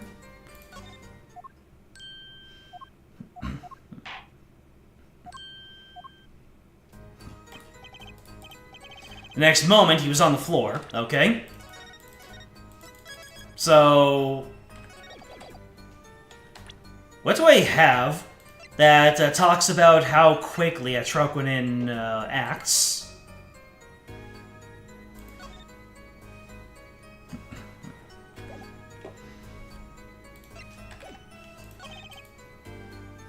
His daughter brought us coffee right after we started.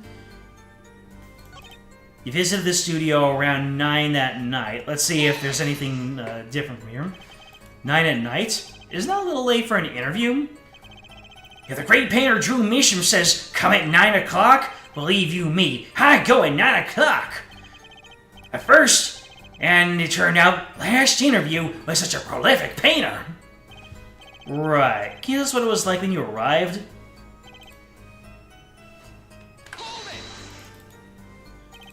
You were the first reporter ever in Drew's studio? Our charity will look back on the night as a turning point in journalistic history. A basically insignificant step for all mankind, but a giant step for that Brussels guy, end quote. If no one on the outside ever access to the studio, then it would serve to reason that the deed was done by an insider, by which he means Vera did it. So, how'd this epic-making interview go? Alright. Right after you started. When did you start? Would you mind being a little more specific? Ooh-wee, let me tell you, I enjoy a cuppa. In fact, it all began when I was in 3rd grade. No, wait, 4th grade. That's not what I meant. I believe I know what error 4 Ed is driving at. The coffee the victim served. Did anyone other than the defendant touch it? Right, that! That's what I was gonna say. Really? Well, now, if you got a question to ask, you gotta straight up ask it.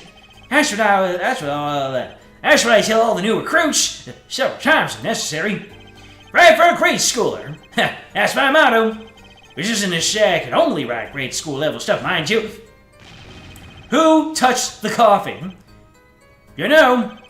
Yeah, I was in the back, looking at studio's equipment when she served it. And what happened next? Yeah, one ship of that. Next moment, he was on the floor. Okay. Alright. There's nothing in here that tells me what atroquinin does. But I'll present it anyway. Alright. I added a few minutes onto that, but it looks like I'm on the right track. You know what I have a problem with?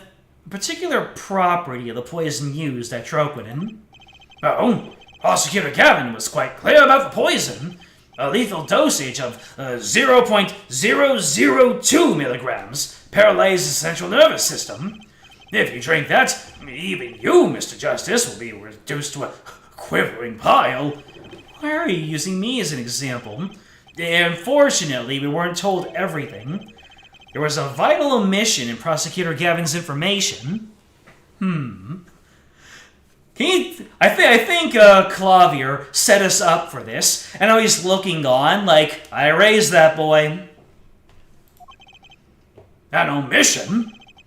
Atroquinin is as virulent as he says, but death doesn't come upon ingestion, not immediately. That's because atroquinin is a slow-acting poison. Slow-acting? What? According to one forensic scientist, you might be familiar with her. Whoops. 15 minutes, baby. If we suppose that the moment Mr. Measham sipped the coffee was when sealed his fate, he would still have time left to enjoy his last cup of joe. Wow. That's the, he certainly has a posture, doesn't he? Order! What's the meaning of this? If what the defense says is correct, why, that contradicts the entire testimony we just heard. Well, Mr. Brushel, anything to say? On the record? Slow acting? Slow act? He was virulent, alright. Even then, he had already begun digging his claws into the journalist. He's working on his scope. Yeah. It's Brushel, yeah? Herr Brushel, let's take a trip back down memory lane. Nani? Did the victim really die at the instant he took the sip? Think it over. This is vital. You know what I think? I think that was, a not-so-subliminal suggestion, end quote. I admit, it does cause a problem if he died when you say he died. I'd be forced to say Auf Wiedersehen to my simple case. And you would be forced to say farewell to your article. Come again? You can't write a story based on conjecture, can you? And as the case drags on, other reporters will pick up the scent, babe. And you'll be forced to kiss your exclusive scoop goodbye. Scoop. Scoop.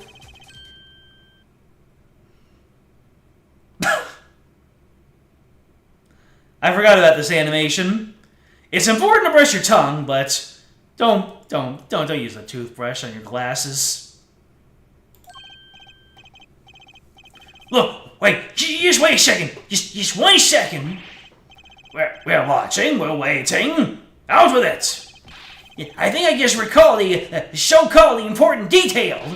A revival of recollection, end quote. Story survival, end quote. Attorney utterly confused, end quote. Actually, I did notice something when I visited the studio. I heard a poison that takes a sweet time, see? But not what I had been saying for the last few minutes, apparently. Mr. Brushel, are you saying you noticed something that explains what happened? You bet I am. The antidote for a poisonous contradiction, end quote, you might say. Or, I still have no idea what you're talking about, end quote, I might say. I figured it out, but only after an in-depth interview. See, thanks to my journalism skills, I know who poisoned that coffee. Oh, okay. Water! As far as I can tell, the witness is standing by his testimony. That Mr. Measham died the instant after he drank. Of course I'm standing by my testimony. And my dream exclusive rights to this story. I suppose it was too much to hope for. What was? Of course he wouldn't choose a simple case. Not him. Him? Phoenix Wright. Who else? Tongue hair, Brushel. Report for us if you would, baby. What is it that you noticed? This court is a critical trial of the justice system. I'm afraid no room for doubt is permissible. You will testify to the court about what you noticed.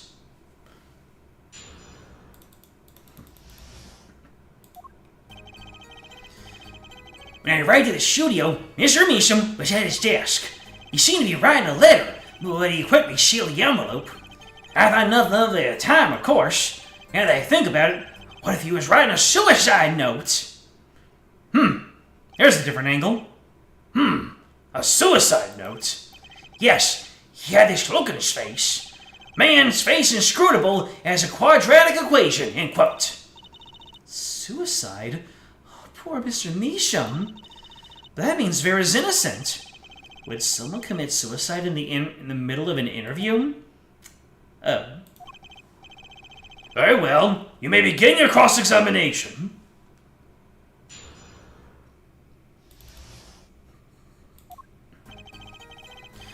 Mr. Measham was at his desk.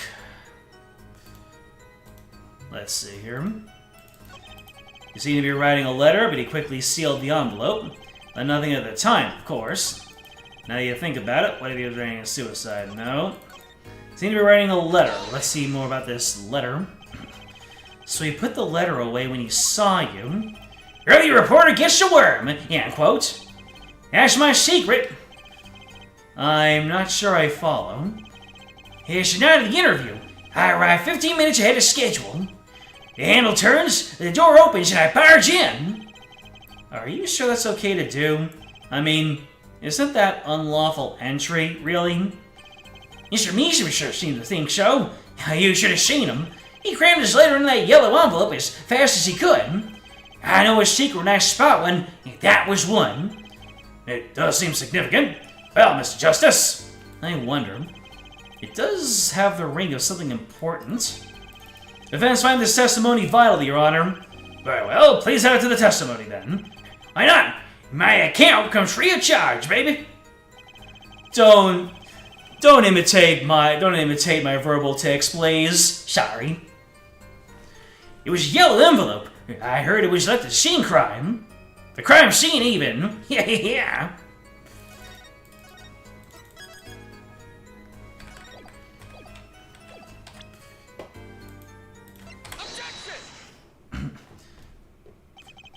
As it just so happens, there was a single letter in a desk drawer at the scene, in a red envelope. What? Prosecutor Gavin. Yes, baby?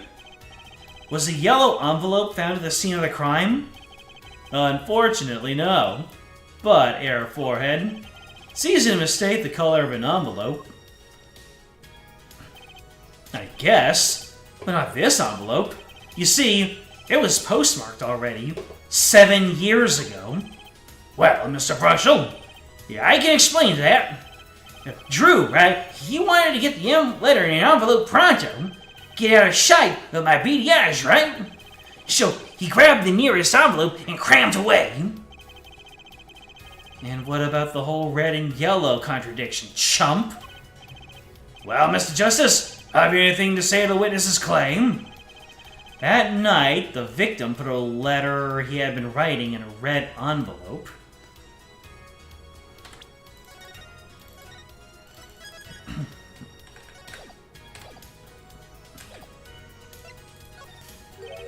That's impossible.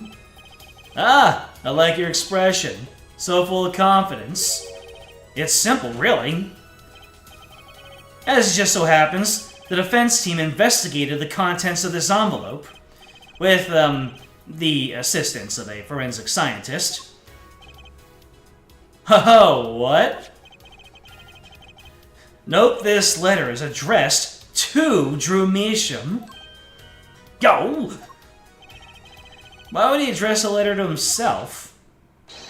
Let alone send a suicide note to himself? Yeah, I've been scoped!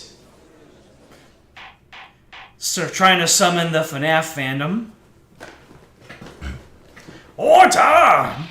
Mr. Brussel, can you explain this to the court?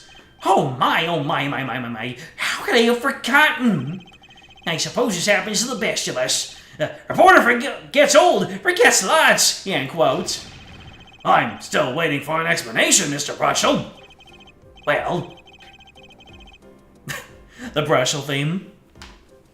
Well, that's the thing, see? After you put this letter in the envelope, Mr. Measham sat there searching his dress drawer for something. His desk drawer? Yes, a stamp! A so-called postage stamp, end quote. A stamp? Whatever for? Well, to mail his letter, what else? And then, why yes, I saw him put a letter in the box. Yes, here was a yellow envelope, and he put it in that box. Well, apparently, this yellow letter has nothing to do with the case. Oh, how I wish it did. Just think if there were a suicide note. Oh, what a story. Star-right suicide note in front of a reporter. Falls, end quote. As I was saying, that has nothing to do with this case. That said, yes, Your Honor, it makes me wonder about the contents of that red envelope.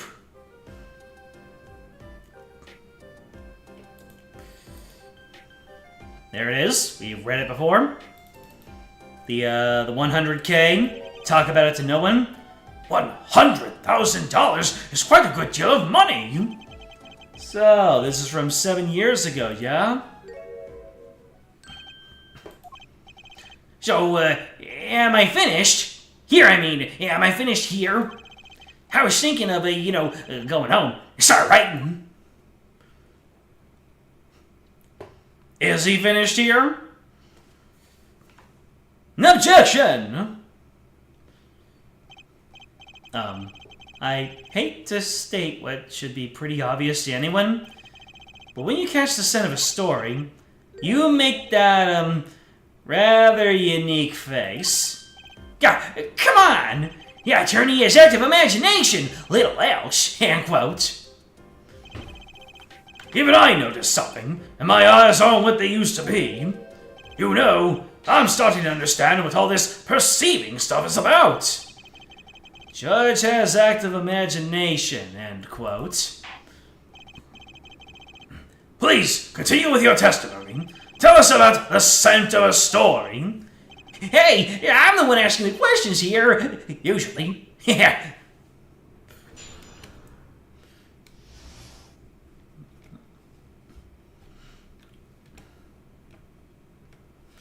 The scent of a story. Actually, I took a bit of work to get a thumbs up on the interview. Reporter leverages story, gets his interview, end quote. The story concerned a certain case from 7 years ago. That red envelope probably has something to do with it. Say what you will, the Drew's talent was without compare. Talent was without compare, you say? So, you threatened to go to the press with this, story. That's how you got your interview. Blackmail? Well, yes. Yeah, I mean, no.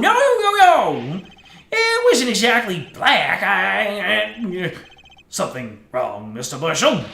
Look, this is my story, my tidbit. Journalist info is livelihood, end quote. I'm bleeding into my, I'm bleeding into my, my Pappy Turnip. I see. While you had me chatting way in here, what's going on up there? What's some Holly Wordsworth or Charlie Scooper gets wind of my story? They could be going to press, but I'm going to waste. The court feels your pain, Mr. Bushel. Mr. Justice, let's pick up the pace. A certain case 7 years ago. Wait, 7 years ago? What am I even trying to pick apart here?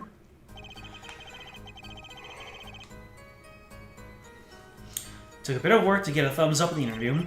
Reporter leveraged his story against his interview, end quote. The story concerned a certain case from 7 years ago. That red envelope probably has something to do with it. Drew's talent was without compare. Let's proceed, shall we? Say what you will. Drew's talent was without compare. Alright, any nervous habits here?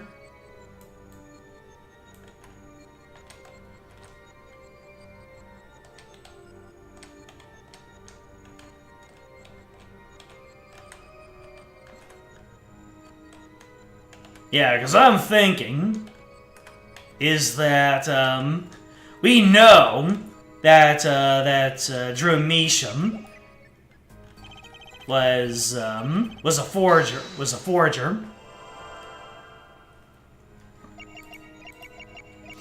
Say what you will, but Drew's talent, here we go.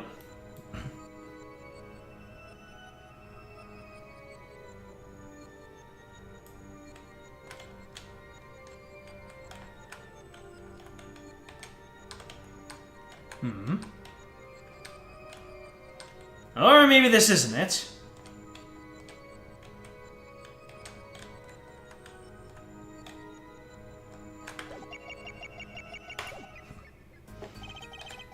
Oh, I'll press it and see what I get. Just how amazing was Mr. Measham's talent? Heh! Oh, wait, boy. I mean, hey, he's a star, man. A star! Flow of his brush is like great undulating river across the canvas. Hardest paints, light up studio like sun, end quote. This guy is full of wacky gestures. That one just now is wackier than usual. Looks kind of nervous to me, Apollo. Definitely. I'm something different than before. Maybe it's time to bring out you-know-what. That testimony left a bad taste in my mouth. It all makes sense. Nothing jumps out as ridiculous. I wonder what his story he's talking about is. Must have been good to get an interview with a famous recluse like that. Some powerful enough to drag Drew Measham out of hiding. I wonder. Maybe it had something to do with Mr. Measham's art? So clearly they're telling me... Yeah, they're telling me that I need to perceive this one. Alright, say what you will.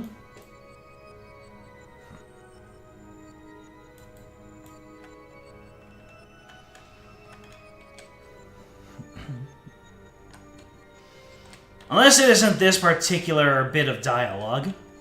It might be one of the other ones. No, I think it's one of the other bits of dialogue. That envelope probably had something to do with it.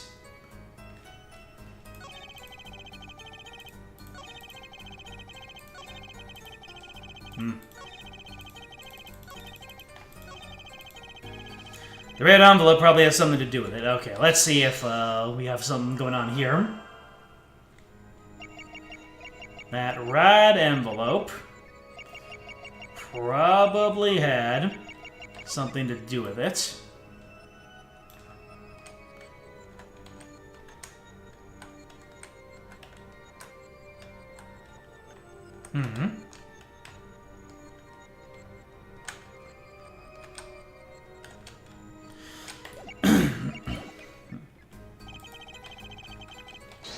Let me just, that red envelope.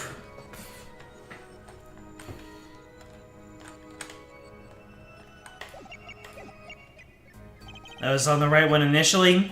Alright.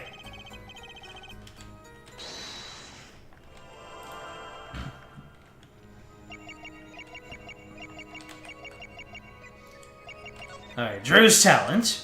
You're talking about Drew's talent.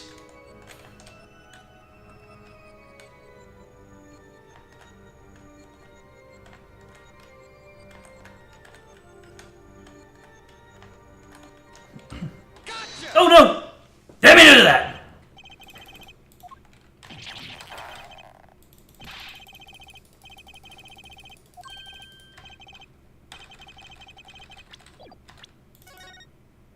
Or did I accidentally stumble upon it?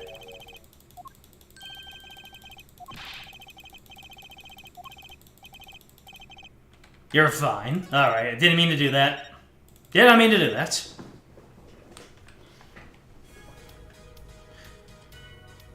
Oh no! I have to save!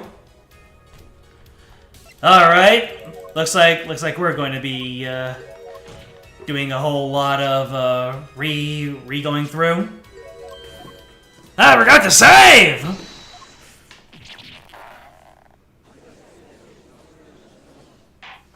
Usually I'm so on top of all these safety saves.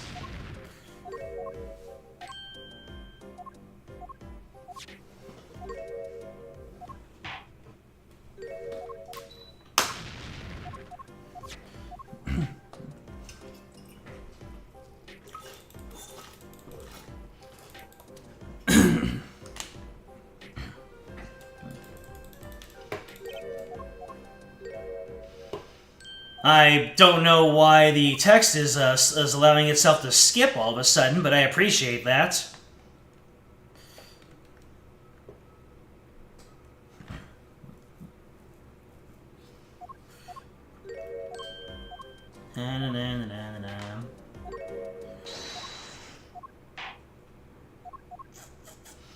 Alright, we're talking about the son of a story here.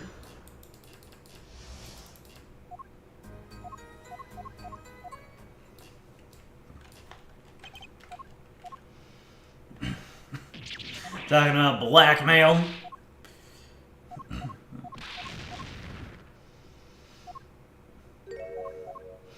That's the, those are the perils of doing so much save scumming. You mess it up. Alright, was without compare. Now we save. Alright, Drew's talent was without compare. And I think it's the last portion of that. Oh, did accidentally backed out. Ah! I'll never be able to speedrun this game at this point. At this rate.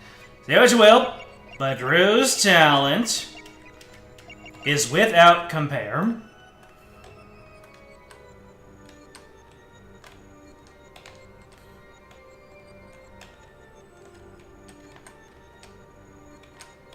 Unless Drew's talent is the part that I need to look at.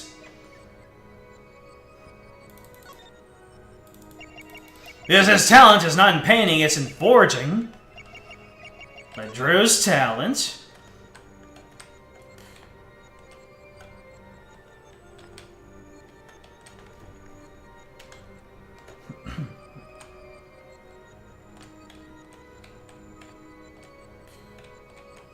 is there something that's not moving?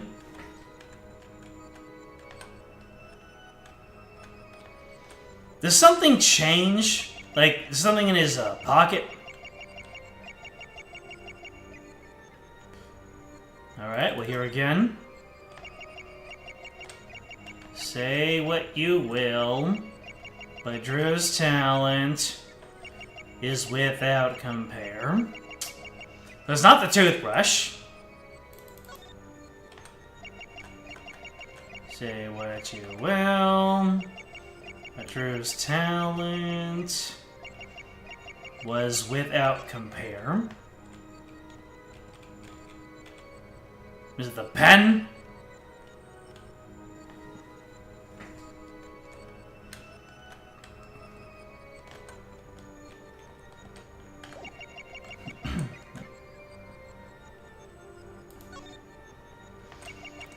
Say what you will. But Drew's talent. Let's see. Oh, wait! Oh! Okay. That's really easy to miss. Real easy to miss. Sweat much, Mr. Brushel? Yeah, well, your man can't help its glands, you know. It's more than that. When Mr. Meesham's talent was mentioned, he suddenly began to sweat buckets. You're hiding it. You're hiding. Why did Mr. Brushell's mouth move when Apollo was speaking? You're hiding something about his talent. What? Ridiculous! Evidence time.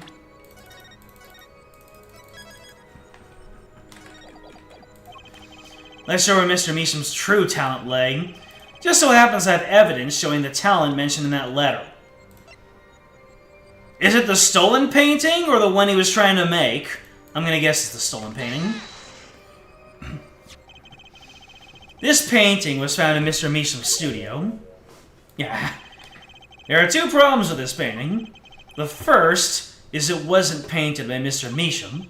The second is that there was another painting in the studio which looked exactly like this one, except it was only half done. Then we have a letter discussing a payment of $100,000, which suggests a certain business operation. The business of making forgeries. Ow! Quite a freeze frame there. That is all, Your Honor. Everyone, please, everyone! Can't we keep this private, please? This is my story, my scoop. Forgery? That's a serious crime. Drew Meesham is known as an artist these days, but there are rumors he dabbled in another kind of art until a few years back. Another art, meaning forgery? Drew Meesham was talented, all right. Talented in making precise, detailed fakes. A fact that certain criminal elements were quick to discover. Criminal elements? What? You can't be seriously talking about... Exactly. I'm talking about forging evidence. The rumors started circulating 7 years ago. Forging evidence, you say? 7 years ago? So, are we to understand that this letter, this payment of $100,000 was for... Exactly. Forged evidence nets tiny profit, end quote. Order! Order! Order! Why, it's like our victim was living a double life. Aha! This is my chance. Could it be related to you-know-what? Hey, if you're thinking about the thing, then it's entirely possible. The thing that happened at the time, to the person. So the victim had ties to the criminal underworld, right? He could have had plenty of evidence of enemies we know nothing about. This is my first time hearing of this criminal world. You certainly found no criminal connections when we conducted our investigation. But how do you explain all this money?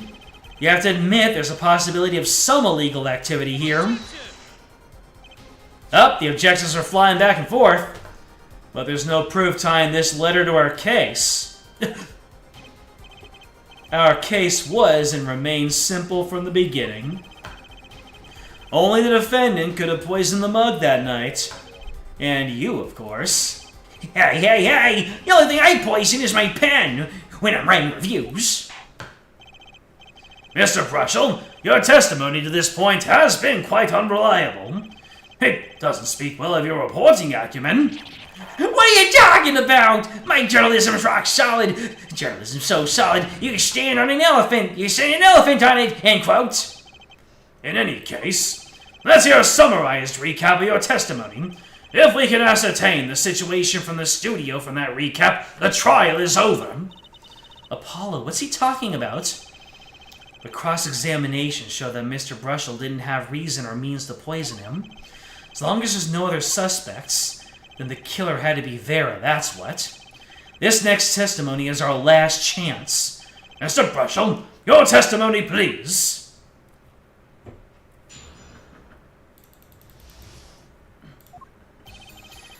The only other person in the studio that night was the defendant. It was Vera who poured the coffee. She's admitted as much herself. The only thing that touched Drew's lips during the interview was that mug. And nothing left the studio after he died. Nothing. Clearly, the only one who could have poisoned him was his daughter.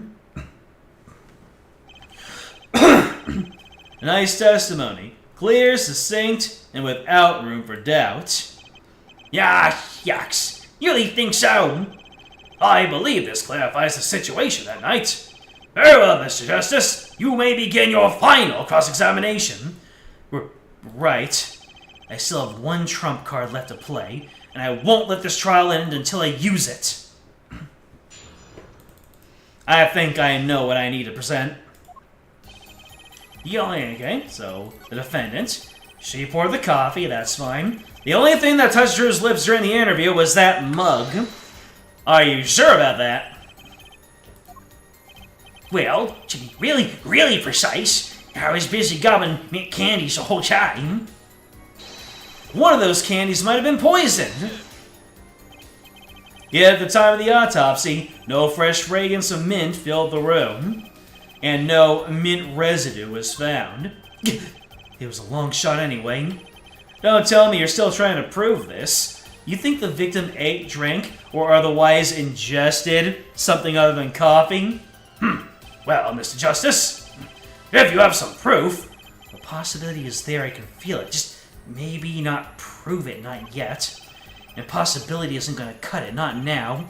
Mr. Measham ingested poison via a route other than coffee. Alright, this might be too soon to do, but, let's see. Proof is possible. Gotta risk it. Oh, excellent. Let's see your proof then. Please show us your evidence. What evidence shows that the victim wasn't poisoned via his coffee mug?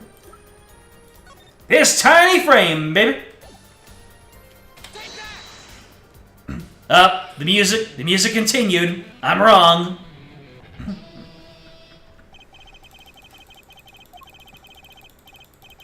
The only possibility is there, Air Forehead.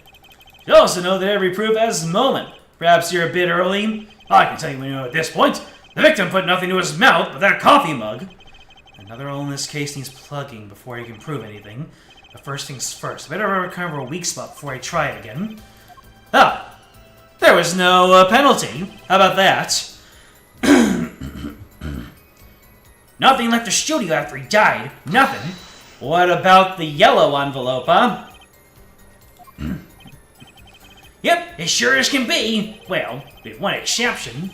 One exception? What? Journalist Spark bustled his interview. Leave studio, end quote. Yeah, come on. It's a joke. Get it? Not funny, I know, but still. Did something leave the studio that night? Why does that sound familiar? I've heard something like that before. Now we've proven our witness is a comedian of sorts. I'd like to turn to our defense attorney before returning to the testimony. Do you have any idea what, if anything, might have left the studio that night? I think I know. Just one thing. I think one thing might have very well left the studio that night, actually. A certain something that has vanished from the crime scene. By which you mean? Something other than our witness, of course. Don't tell me. Vera Measham? Believe me, any comic relief I may provide is entirely unintentional. Then, let's see what you got for us, Mr. Justice. Well, this thing wasn't at the scene of the crime, so I can't show it to you. But I do have evidence to show how it might have been taken from the scene. Oh, how it was taken from the scene? This one.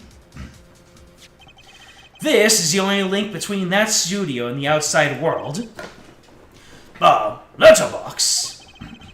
What did Mr. Brushel just tell us? When he entered the studio on the night of the murder, the victim had just finished writing a letter.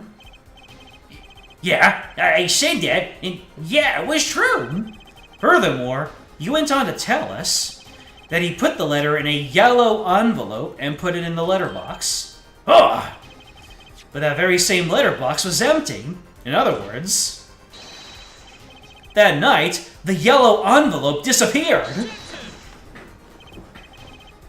Ah, yes, intriguing. So an envelope has disappeared from the scene of the crime. Of course, this changes nothing, baby. Huh? He has a point, Mr. Justice. What we're trying to figure out here is how the poison got into Mr. Measham.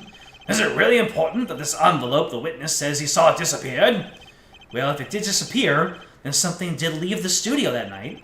That seems very important to me. Very well, then. The witness will add this to his testimony. You got it. I still think this fails to change anything here, Forehead. I wouldn't be so sure. A letter disappeared from the crime scene that night. This is exactly the opening I've been looking for. Letter was put in the post in the studio, but you hardly think that matters. Oh, it hardly matters, you say? Well, how about a little bit of evidence? Shabam! Oh, still too soon? Still too soon?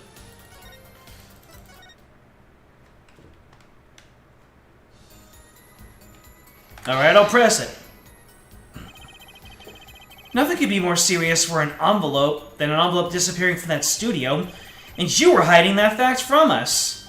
Gosh, well, actually, I don't argue the possibility that a letter disappeared from that studio, but here, Forehead, isn't there a much more serious question before us? Right. How Mr. Measham was poisoned, I know. Mr. Brushell's testimony has changed, which means the facts of the case have too. But he's told us means something entirely different now. I'm starting to think. Let's keep thinking, Apollo. Alright, a letter was put in the post in the studio, but you hardly think that matters.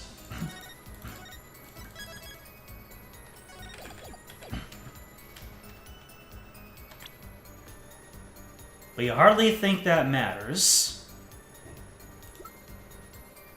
So it's not the tiny frame, because what I'm thinking is that the tiny frame held a stamp. So he took the stamp off the frame, licked it, and then put it on the envelope. A letter was put in the post in the studio, but you hardly think that matters.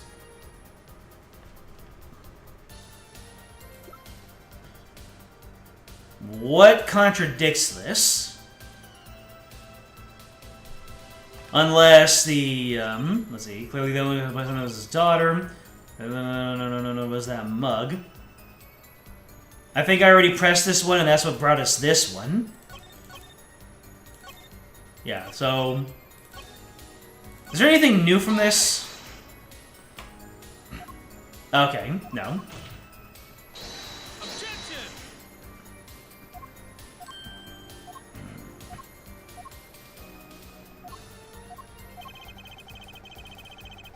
Oh, Mr. Okay, I get it. Now I can prove it.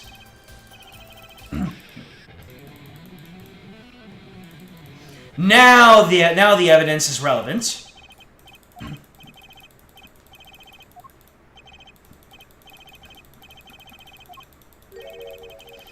I'm ready to give you that proof. What'd you say, babe? I have proof of the disappearing envelope. I saw him writing a letter! I did. Which was picked up by the mailman, I assume. Of course, which means that envelope had a stamp on it. A stamp? Ugh! As we all know, stamps come with dried glue on the back. In order to use the glue, you have to wet it by licking the stamp. Oh no. Clavier's even starting with the fez. I thought it was just Darien, but it looks like feh is a Gaviner thing. No one worth talking to actually licks stamps in this day and age. Even if you wanted to talk to him, you couldn't. He's dead after all. What is that supposed to mean, Apollo? Okay, so he licked the stamp. But wait. How does that explain the trick went in on the rim of the coffee mug? If he licked the back of a poisoned stamp, the poison would get on his tongue, yes? What would happen if they put the coffee mug to his mouth, Ugh. Those traces on the mug weren't the killer's doing. It was the other way around. What? The coffee mug didn't poison Mr. Measham. Mr. Measham poisoned the coffee mug himself. Order! But that doesn't... does it? Recall, if you would, atroquinin is a slow-acting poison, yes? The poison entered his body when he put the stamp on the envelope, but the time wasn't up until the very moment he touched his lips to that cup of joe. There you go.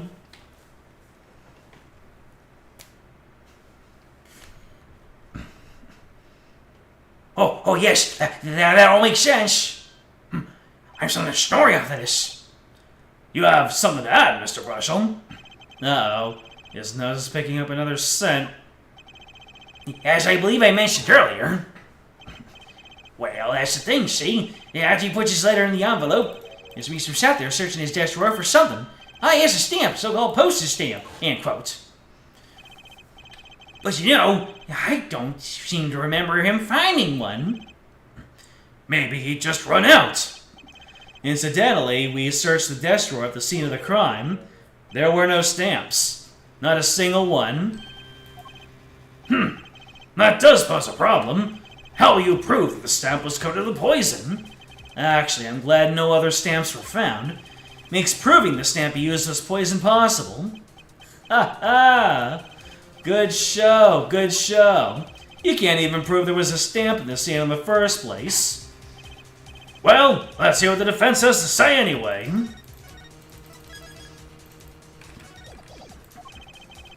Where's your evidence that proves the existence of this poison stamp? Well, that certainly is a cute little frame. Finally, I can present this. And by little, I mean really little. It was on the victim's desk, Your Honor, and quite empty, as you can see for yourself. I noticed that too during my inspection. So what? Apparently you weren't as observant as you should have been. Woo! The shade! You see, when you saw this frame, it was missing something quite important. Missing something? Yes, a pale bluish stain on the inside of the frame. Atroquinin residue! What? Why wasn't I told about this? The frame is only 2 inches square. The face of the frame is even smaller. Maybe an inch wide at most. You're not saying... Oh, but I am. Tell me, what fits in such a small frame? A commemorative stamp, perhaps? Order! The poison stamp was in this frame? Impossible. Prosecutor Gavin? Why would he put something like that on his desk? Don't tell me he had it there so he could commit suicide if the mood struck. You know, can I say something? I had a thought, you see. What, Mr. Brushel? Please stop jittering around like that. The victim was a forger, right? There's a lot of money in that line of work. Forger forges friends, make enemies too, end quote. So the poison stamp might have been a murder weapon aimed at him.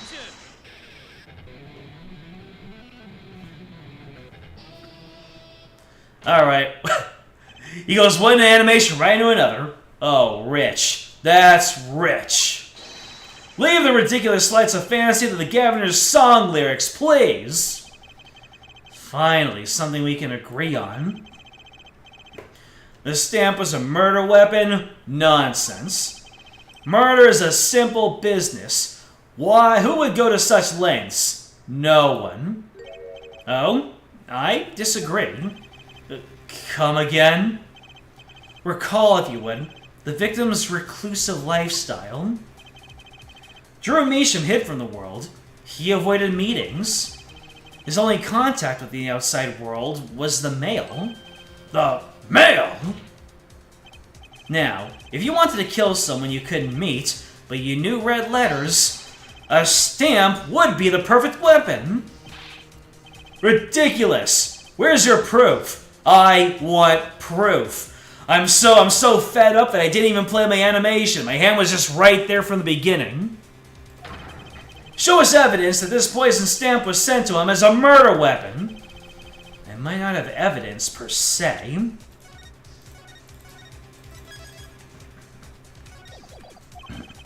But things are finally starting to come together. What is it, Apollo? Your fists are trembling. I think I know what happened. I don't believe it, but I can see it. I think I know how Mr. Mission was killed. Well, listen, Mr. Justice.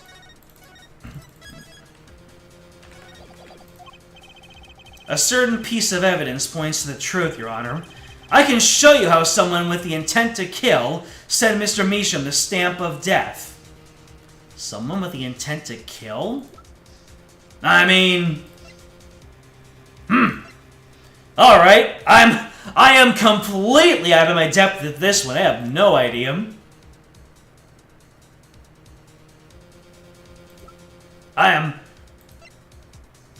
The rough sketch is,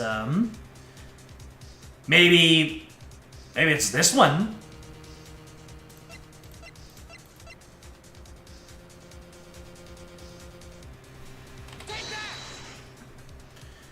It's someone... I'm not sure it's entirely clear to me what this proves, Mr. Joe. Nope. Someone... No. With the intent to kill? Okay. Okay, I did not think about this. I did not think this through. Let me see here. So, someone with the intent to kill... Certain piece of evidence points to the truth, Your Honor. So, what piece of evidence points toward the intent to kill? Someone that can show you that someone with the intent to kill sent Mr. Measham the stamp of death.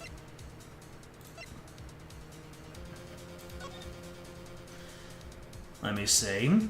I don't think that anything here means anything. Yeah, nothing here. I don't think the magic show ticket, Vera's card. I don't think this would prove anything.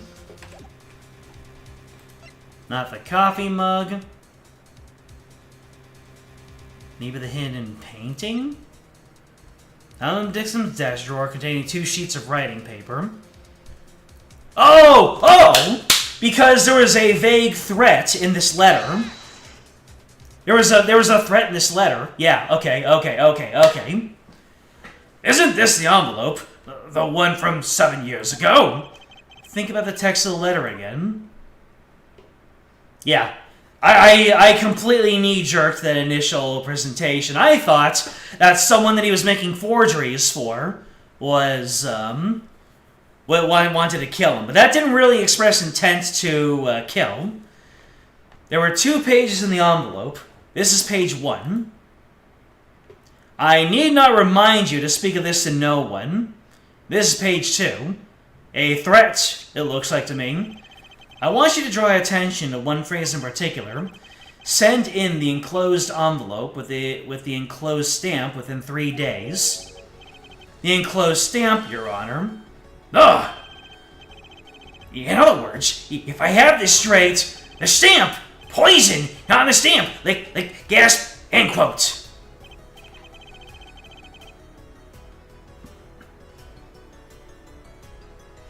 Now, what if he had done exactly as the letter asked? He would have signed the document, put it in the envelope, and then put the stamp on it, right? Then he would put it in this letterbox. 15 minutes wouldn't have elapsed between affixing the stamp and mailing the letter. But the clock started ticking when the time came. He drew his last breath. And the murder weapon would be taken away from the scene. Quite conveniently, thanks to the postal system.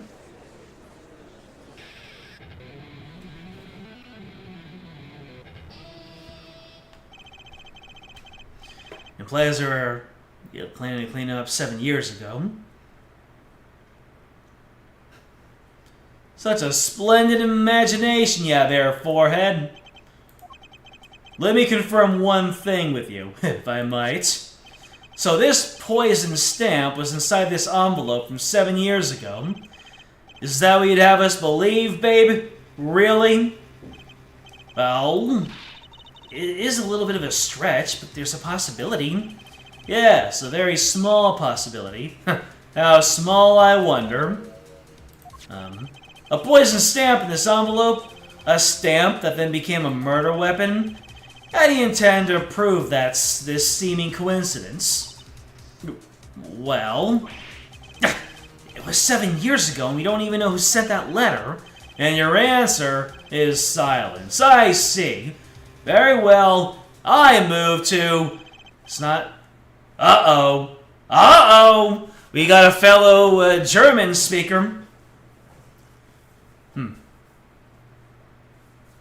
What was the, I think I gave him the exact same voice, just without the swagger.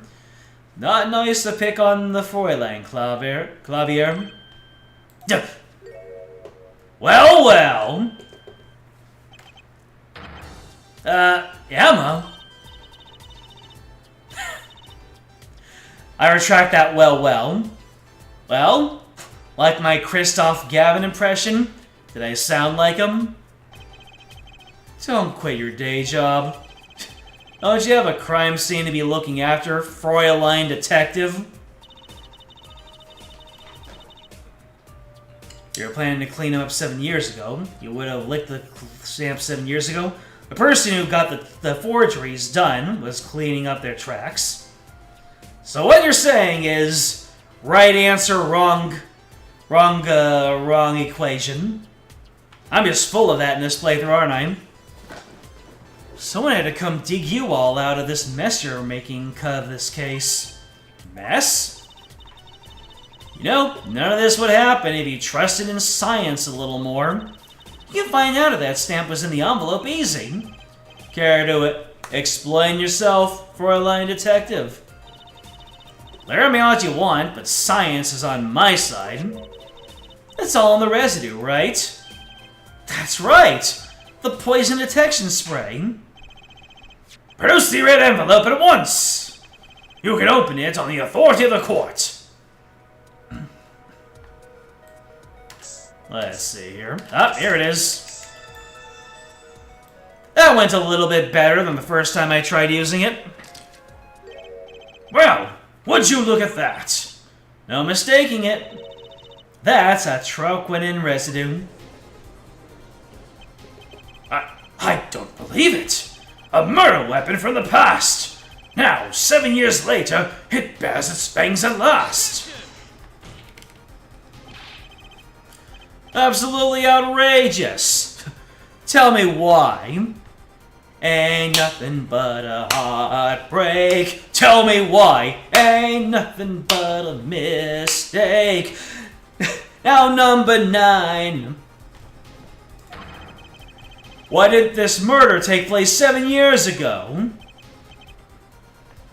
Well, there's one possibility. Maybe Mr. Measham figured it out. Figured what out? He realized that the person who sent the letter wanted him dead, so he sent his reply with a different stamp. And then... That's probably why he kept himself hidden from sight, because he didn't want that person to know that he was still out there alive.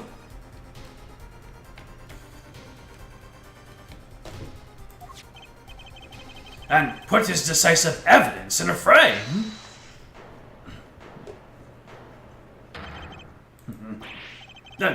You're still here. Can I make a statement here? On the record. I, Spark Razor Toothbrush'll claim this scoop is mine. Drew Measham killed in cold blood by sender of 7-year-old letter, end quote. No, maybe something more succinct. Star falls after 7-year delay, end quote. Order! I see no room for further argument here, though I admit this is all coming quite as a shock. To think that the murder weapon reached his mouth after 7 years. Stamp his ticket straight to afterlife, end quote. Uh-oh. I think the witness is a bad influence on our judge. I see no need for further debate on this matter. The sender of that letter 7 years ago could hardly have been our defendant. Apollo? I think we just won. Very well. This court finds the defendant. Yeah, it would end the case, but we would never have the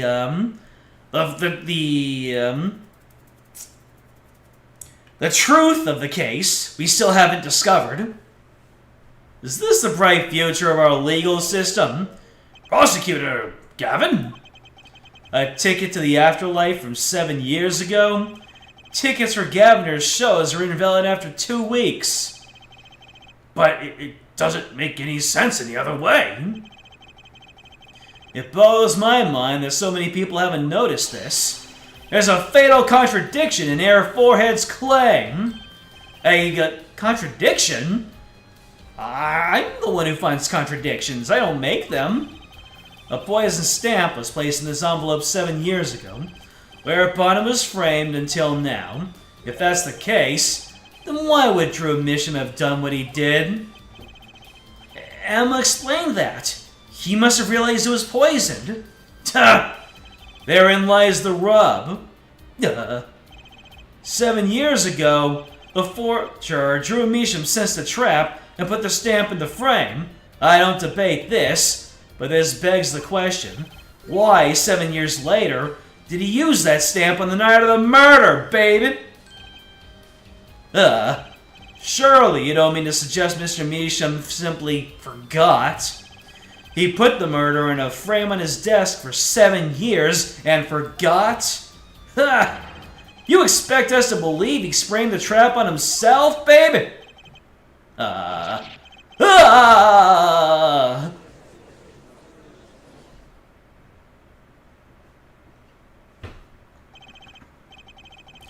While I admit, this is all quite shocking myself, it does seem highly unlikely that he would fall afoul of a trap that had been sitting on his desk for 7 years. Apollo, I don't think we're winning anymore. I'm glad to see we're all back in the real world now. Welcome back to reality, baby! We've been waiting for you! Okay, and how do you explain the poison stamp that was in this envelope? The poison stamp? Where exactly is this poison stamp again? Have you brought it to court for us? I see no proof that such a thing ever existed. What about the atroquinin residue, huh? Oh, I agree, that does seem to be atroquinin residue. But Air Forehead, it's certainly no stamp. And you're no Maria. Yeah, but even if your precious poison stamp did exist, Drew Measham never would have used it.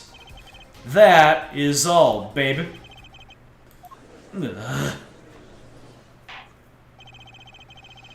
I believe we've come to a conclusion. Again. Apollo, were we wrong the whole time? I can't believe it. The poison traces matched it up. It can't be a coincidence. I'd like to bring some closure to this issue sometime this year. Mr. Justice? Yes, Your Honor? Let's review the facts and see where we stand. 7 years ago, Drew Measham received a red envelope. There were traces of the poison atroquinin on the document inside that envelope. A similar trace was also found at the crime scene, on this tiny picture frame. The defense has indicated the possibility of a yellow envelope. An envelope that left the scene of the crime with a poison stamp on it. Yes, but even if this envelope contained a poison stamp, and Drew Measham, knowing this, put it in a frame, he never would have used this stamp. I am afraid you're right, which means there's a fatal flaw in the defense's case. I haven't been on the wrong track this whole time. I'm sure of it. The traces of atroquinin, the envelope, the frame, and Drew Measham's mysterious death. They're all connected somehow. Well, Mr. Justice, do you have a conclusion for us? The defense stands by its case, Your Honor. We've seen that the logical outcome of the evidence makes no sense, which means that one of our clues must be a fake. A fake clue. Fascinating. And if you find this fake, your wild fantasies will prove quite reasonable, yeah? The fake clue that's thrown us off the poison's trail is none other than...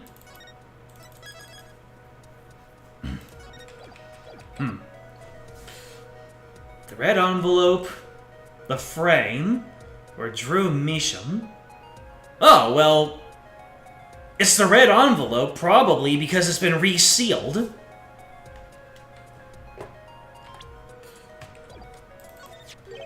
This red envelope is a fake? Without a doubt, Your Honor. No, wait, no.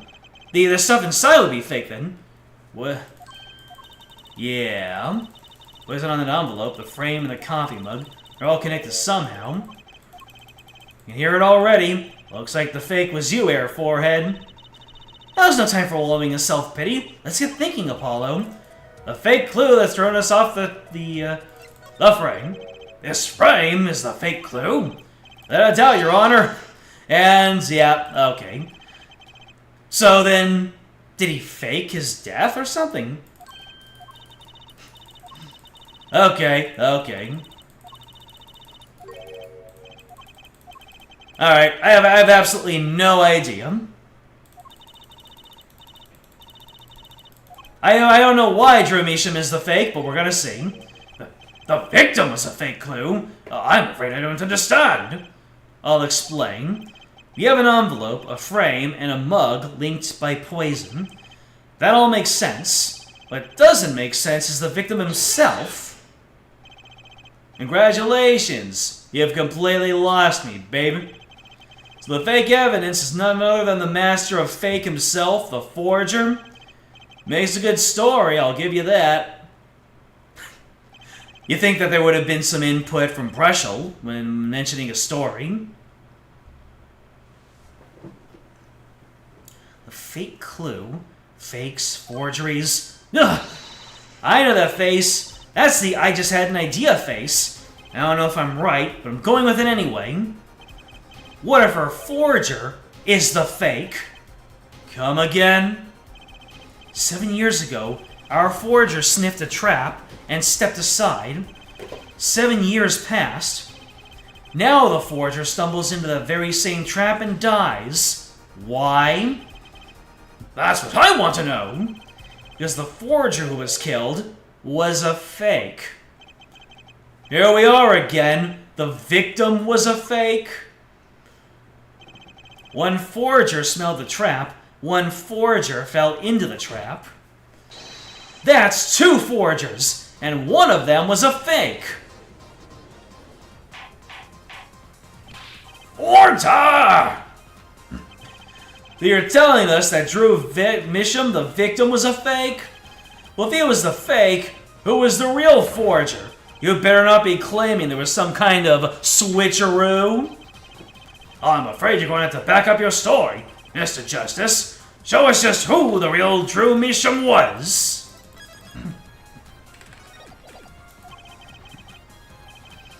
If Drew Measham wasn't the real forger, there's only one other person it could have been.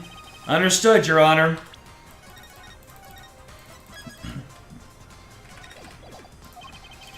Forger Drew Measham was himself a forgery.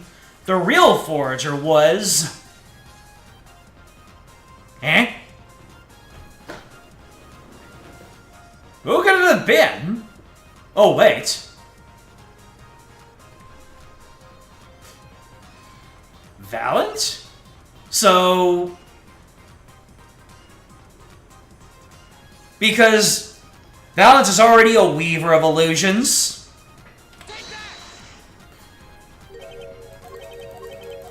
No? Oh, come on.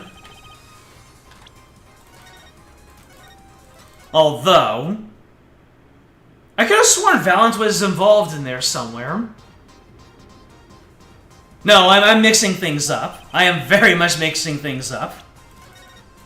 No, that's not right. No. It was the only other person who could have been. It's the daughter. For some reason, the fact that Valent was involved in the show in the previous case makes me think that he's involved in everything that every artist does, okay? That's, Why did I think that he was involved in the forgery making? Because he was doing the illusion in the previous trial, so, yeah. Embarrassing. The real identity of the forger known as Drew Misham is none other than his only daughter, Vera Misham. Therefore, Vera was the one who knew about the stamp. That's why Drew would lick the stamp, because he was not in the know. His daughter knew, he didn't. Order! Order! Mr. Justice, this is going out on a limb, even for you. I kinda agree. I mean, Vera? A forger? Let's consider it before you write it off entirely. Not directly and not yet. Vera was a child 7 years ago. Hey! Children are forced to do all sorts of things in these sorts of stories. If you look at the paintings in the studio, one fact becomes quite clear. Forgery had been taking place in the studio for quite some time. The forger wasn't caught in that trap 7 years ago. This can only mean that the one who was caught in the trap wasn't the forger. Well, actually, that does make a certain kind of sense. One more thing. Only 2 sets of fingerprints were found in the forger's studio. Drew Misham's and Vera Misham's. If we know that Drew Misham wasn't the forger, that leaves only one possibility by process of elimination. The forger was Vera Misham. Well, I mean, we've proven who the forger is, but that just puts a whole lot more, pressure on her. This is sounding a lot like the previous case. Fascinating.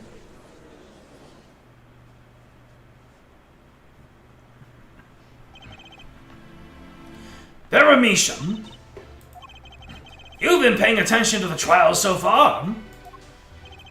Let's just ask her and be done with it, shall we? Who are you? Who is the forger? Drew Misham?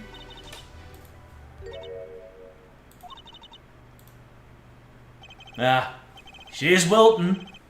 Was that an expression of emotion I saw on her face? She's staring holes into Prosecutor Gavin's face. I'm used to being stared at by Fräuleins, believe me. Though they usually talk to me too, baby. Dallas, were you the one who forged those works of art?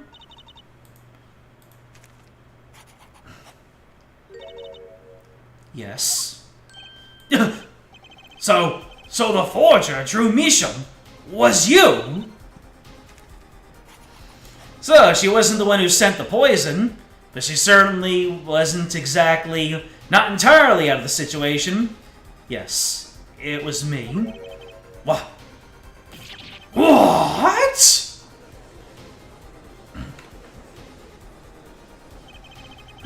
The court was in an uproar, and it was not coming down. We had a break for a 10-minute recess. Well, we're really, there's really gonna be another half to this trial, this trial, huh?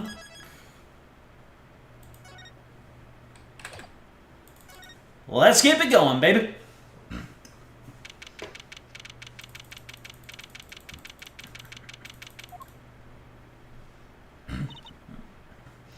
Okay, so where exactly does this leave us, Apollo?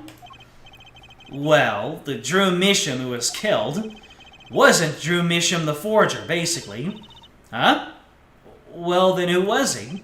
Well, he was actually... Hi. Doing her nails.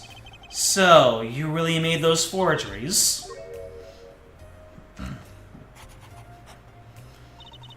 There's so much left, and this is only day 1! Yes, for Father. I know it was wrong. Could you tell us how it happened? My father was a painter. I loved painting ever since I was a child. One day, Father saw it in me. He saw that I had the talent for making forgeries. How should I say it? It was not only paintings I made. Given the materials, I could make anything. Anything. Father was so proud, and I so happy. But, in the end, I was making those forgeries. I've never had a good constitution, nor personality. I know very little of the world outside my door. Now, because of me, Father is...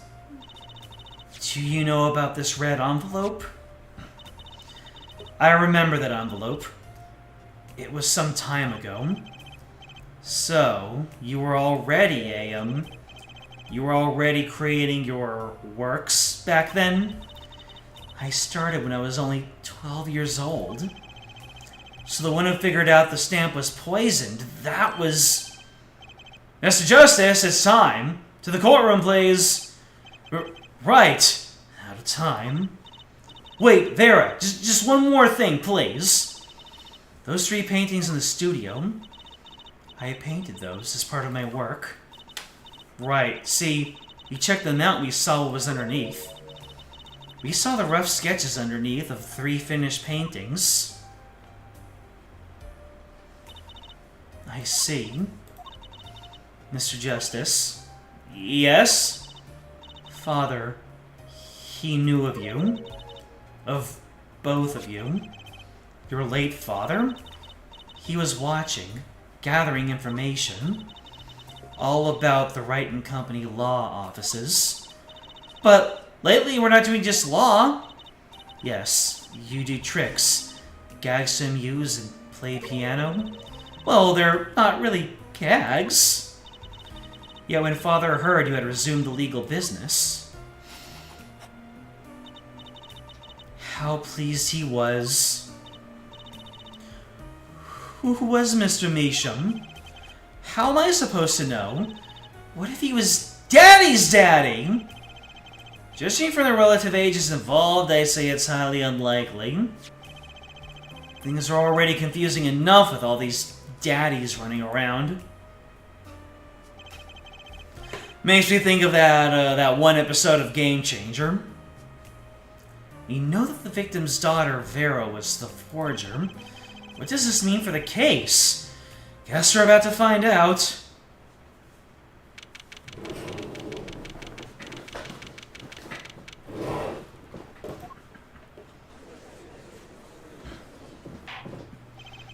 Court is now back in session. Vera seems pretty tense. He's practically chewing her fingernails clean off. I wonder if that's gonna be a tell in one of the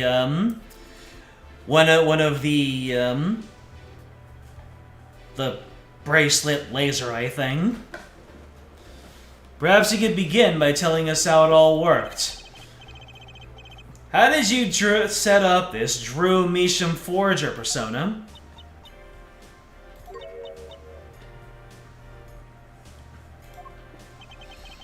It's gonna be something. Oh boy. There's that stare again. She's drilling more holes into his... I know what's gonna happen at the end of this.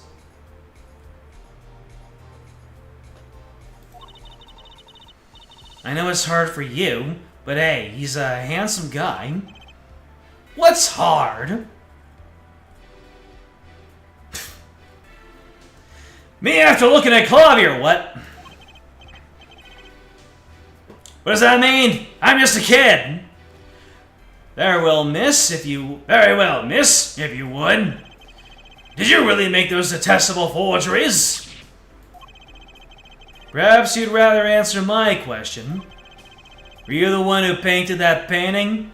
The remarkably similar one? Ah, yes. I painted it, yes. Father praised me quite highly for it. So, she was the one who made the forgeries. Yet, she did not wish to reveal the truth of her operation.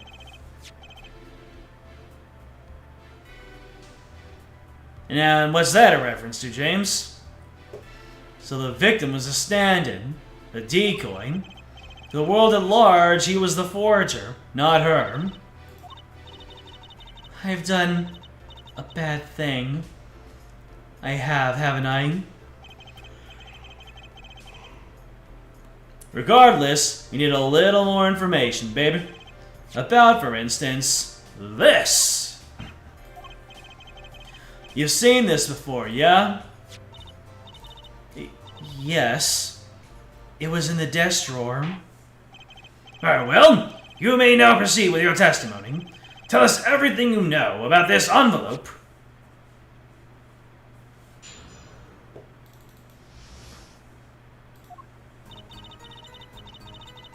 How come there were no cut-ins from Apollo and Clavier? One of the later episodes of Hellsing Ultimate Abridged. It does seem like if I don't recognize your quotes, it comes from Hellsing. I created things and Father sold them. This envelope came after my first work. That was other than a painting. Father handled the deal. All of it. I received the stamp that was in the envelope. It was after that job that we moved to the current studio. There certainly was much of great interest in your testimony. Not that the witness realizes it. Very well, please begin the cross-examination. Right, okay. I need more information about this forger, this Drew Measham. Oh, there we go. There's the cut-ins. It's when I'm about to do the cross-examination. Not the testimony, the cross-examination.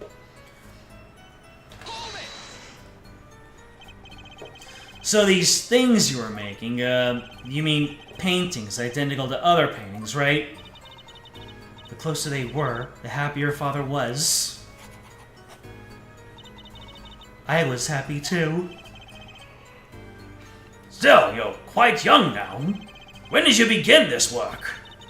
My first painting sold when I was 12. Your Honor, she had no idea what she was doing was illegal. Easy there, little attorney, baby. You're not here to defend her for the crime of forgery. True. Please, tell us more about this envelope. This envelope that may very well have killed your father. All right. That was other than painting. What was that, I wonder?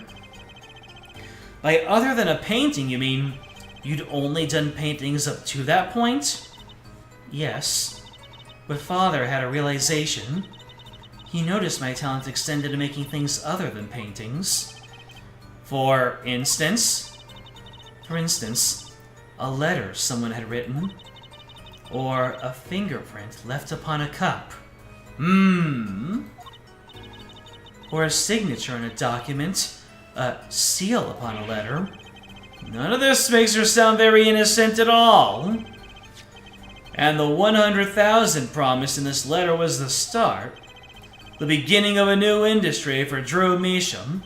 A new industry? The creation of items to be used in criminal proceedings, babe. Forging evidence. In other words...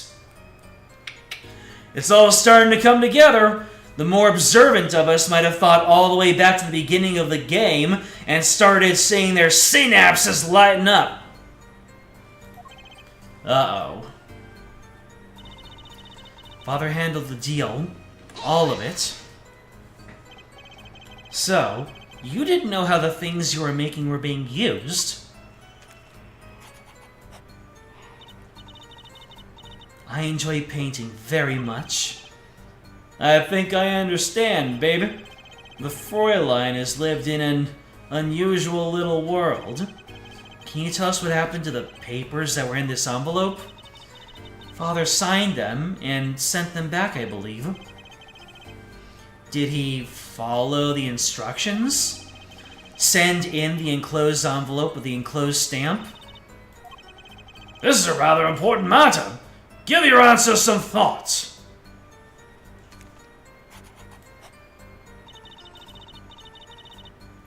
You received the stamp that was in the envelope. What did you mean, you received it? Did I do something wrong? You know, I realized I had no idea what she was drawing here, but this is a crying face.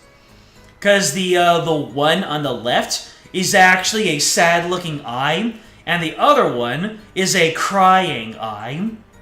And the scribble there is a quivering lip. I just realized this. You didn't use that stamp because it was dangerous, correct? Deadly poison on the back. Atroquinin.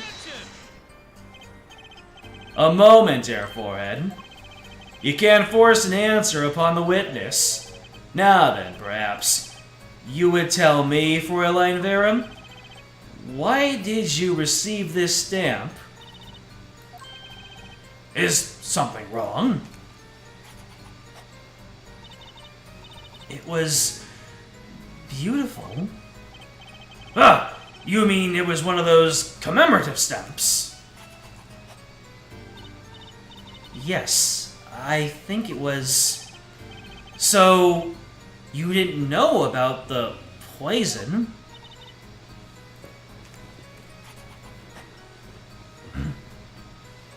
Ah, that's a new one. I guess not. So the trap failed by chance. By mistake, baby. Thanks to this commemorative stamp. Quite the close call. Because after the job, they moved to the current studio. You mean you moved to where the current Drew studio is? Yes, you saw very few people there. I began drawing picture books. This single job had tied them to the criminal underworld. To think Mr. Misham wished to reduce their visibility to the world at large. We had to meet someone for some reason. Father posed as the creator of the work. So that was the real essence of the artist, Drew Misham. You did the work and he supplied the face. So, you really didn't know anything, did you? You had no idea how much danger you were in.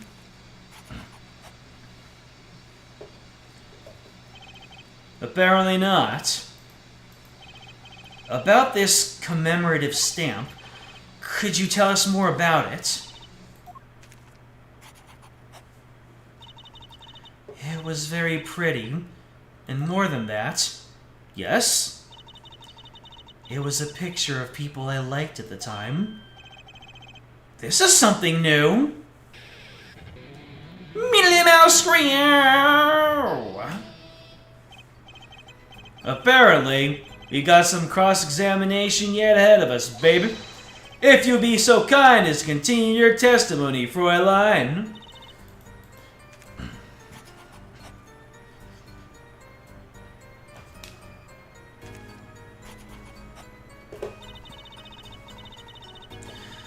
The stamp was a picture of your favorite magicians. That wouldn't be the Gramarye family, would it? I love mysterious things. I always have. Even though she fainted when she saw Mr. Hat. You're confusing mysterious with freaky! Father took me when I was very young. It was a great magic show. I loved it so much. See? Isn't magic great? Fine, great, yeah, sure. No need to get all excited.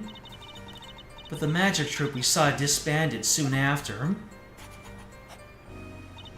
I was quite sad. Me after Daft Punk. Did she just say what I think she said? Magic troop? Now, where have I heard that before? The red envelope came after she completed her first job. That makes it a letter from her client, whoever wanted a forgery made. Apollo? We're close. We just have to piece together the parts. A deadly weapon in a red envelope. And the path it took to take Drew Misham's life.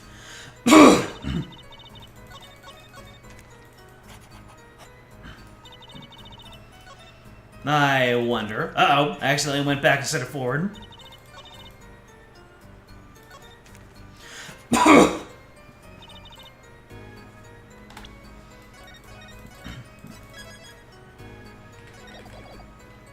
The stamp is a picture of your favorite magicians, so you kept it.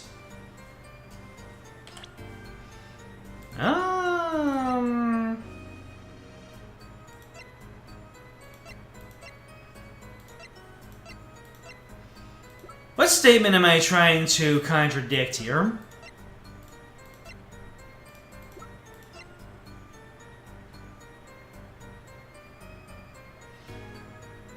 I know that she's talking about her favorite troop. So, would presenting something about them help me out? Or is there some other evidence I'm trying to contradict? Because we're well past the point of trying to think outside the box. Is after that job they moved to the current studio? Well, this is annoying. You see the stamp that was in the envelope? Father handled the deal. Father, so this seems right. This envelope came after your first work that was other than a painting. I don't know what my evidence would have to do with that. This seems to be fine. Father handled the deal, all of it. You see the stamp that was in that envelope. It was after that job that we moved to the current studio. The stamp was a picture of a favorite magician. So, I think I'm supposed to goad out the answer that it was of Troop Grammary. Let's see if this will do anything. Oh. Those magicians you liked. Was it this bunch?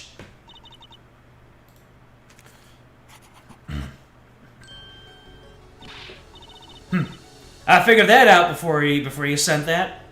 Apollo, they're not a bunch. I see. Still, I have to wonder.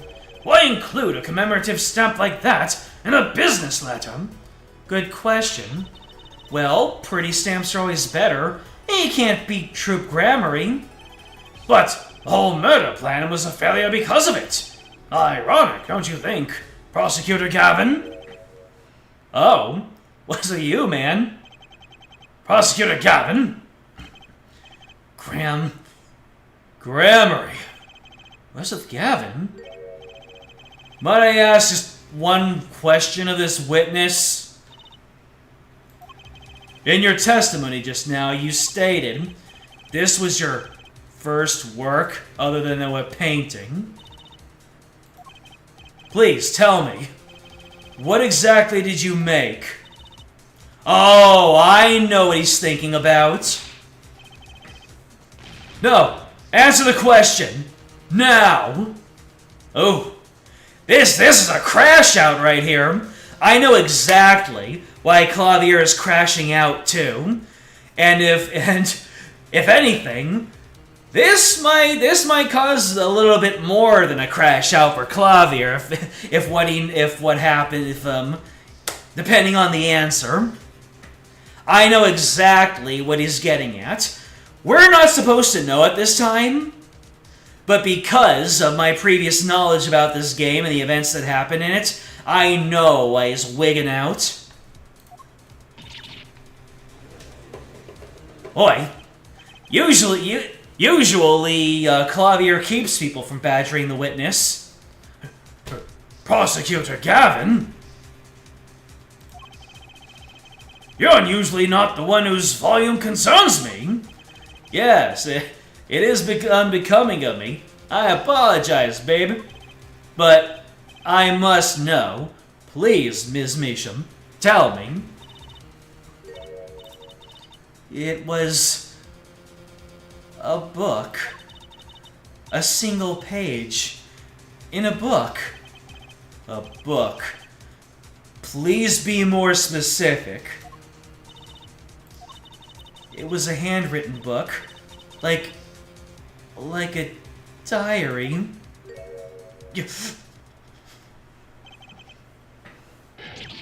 No! I don't... No!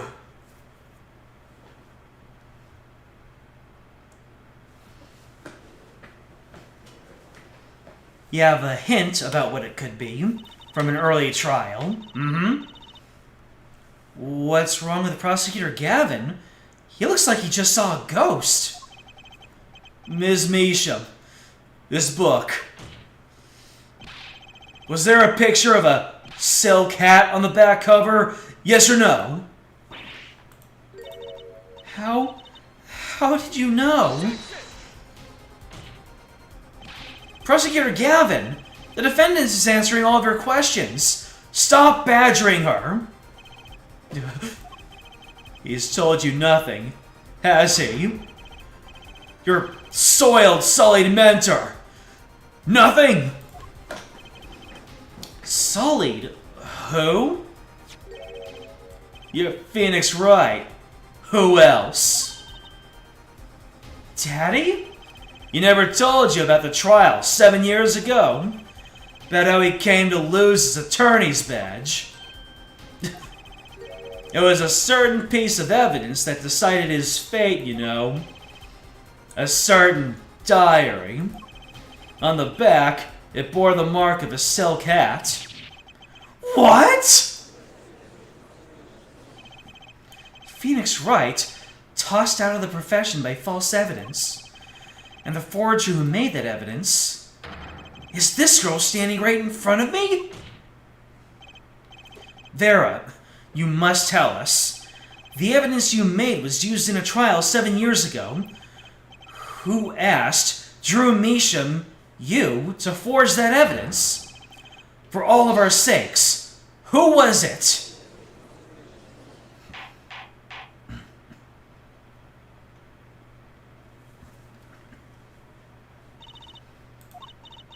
We only met once. You met the client? Well, who was it? It was...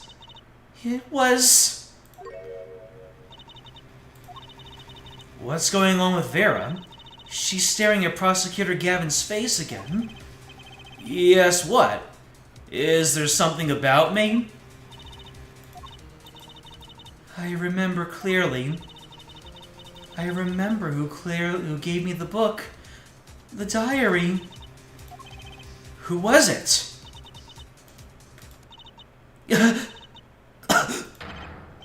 Vera! Yep. That image of her falling. The devil. It was an image of things to come. Defendant, Vera Measham, status unconscious. Examiner's diagnosis, acute atroquinin poisoning. It was on her nails. Whoever, someone knew that she bites her nails and gave her nail polish that was atroquinin. Who did it? I have no idea. But I pieced that together based off of the preview from before we even started this. The fact that they were talking about the poison and ingesting it through other methods. This ends the recording of the trial for the murder of Drew Measham. Vera Measham was, during the trial, poisoned by an unknown assailant. The dosage was just under the lethal amount, sparing the defendant's life. She is currently in intensive care and is not to be disturbed for any reason. A very simple case at first glance, until it finally began to show its true colors. The long road to the truth takes us to the record of another trial. And do you hear that music? That is some Phoenix Wright Ace Attorney music. We're about to go back to the past, folks. And look at who it is. It's our mentor, Hobo Hodo, before he became hobified. Phoenix Wright, baby. In some ways, that was the starting point of it all. And that is where we must go to find the whole truth.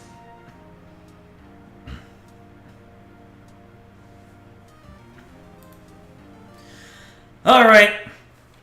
Here's my question.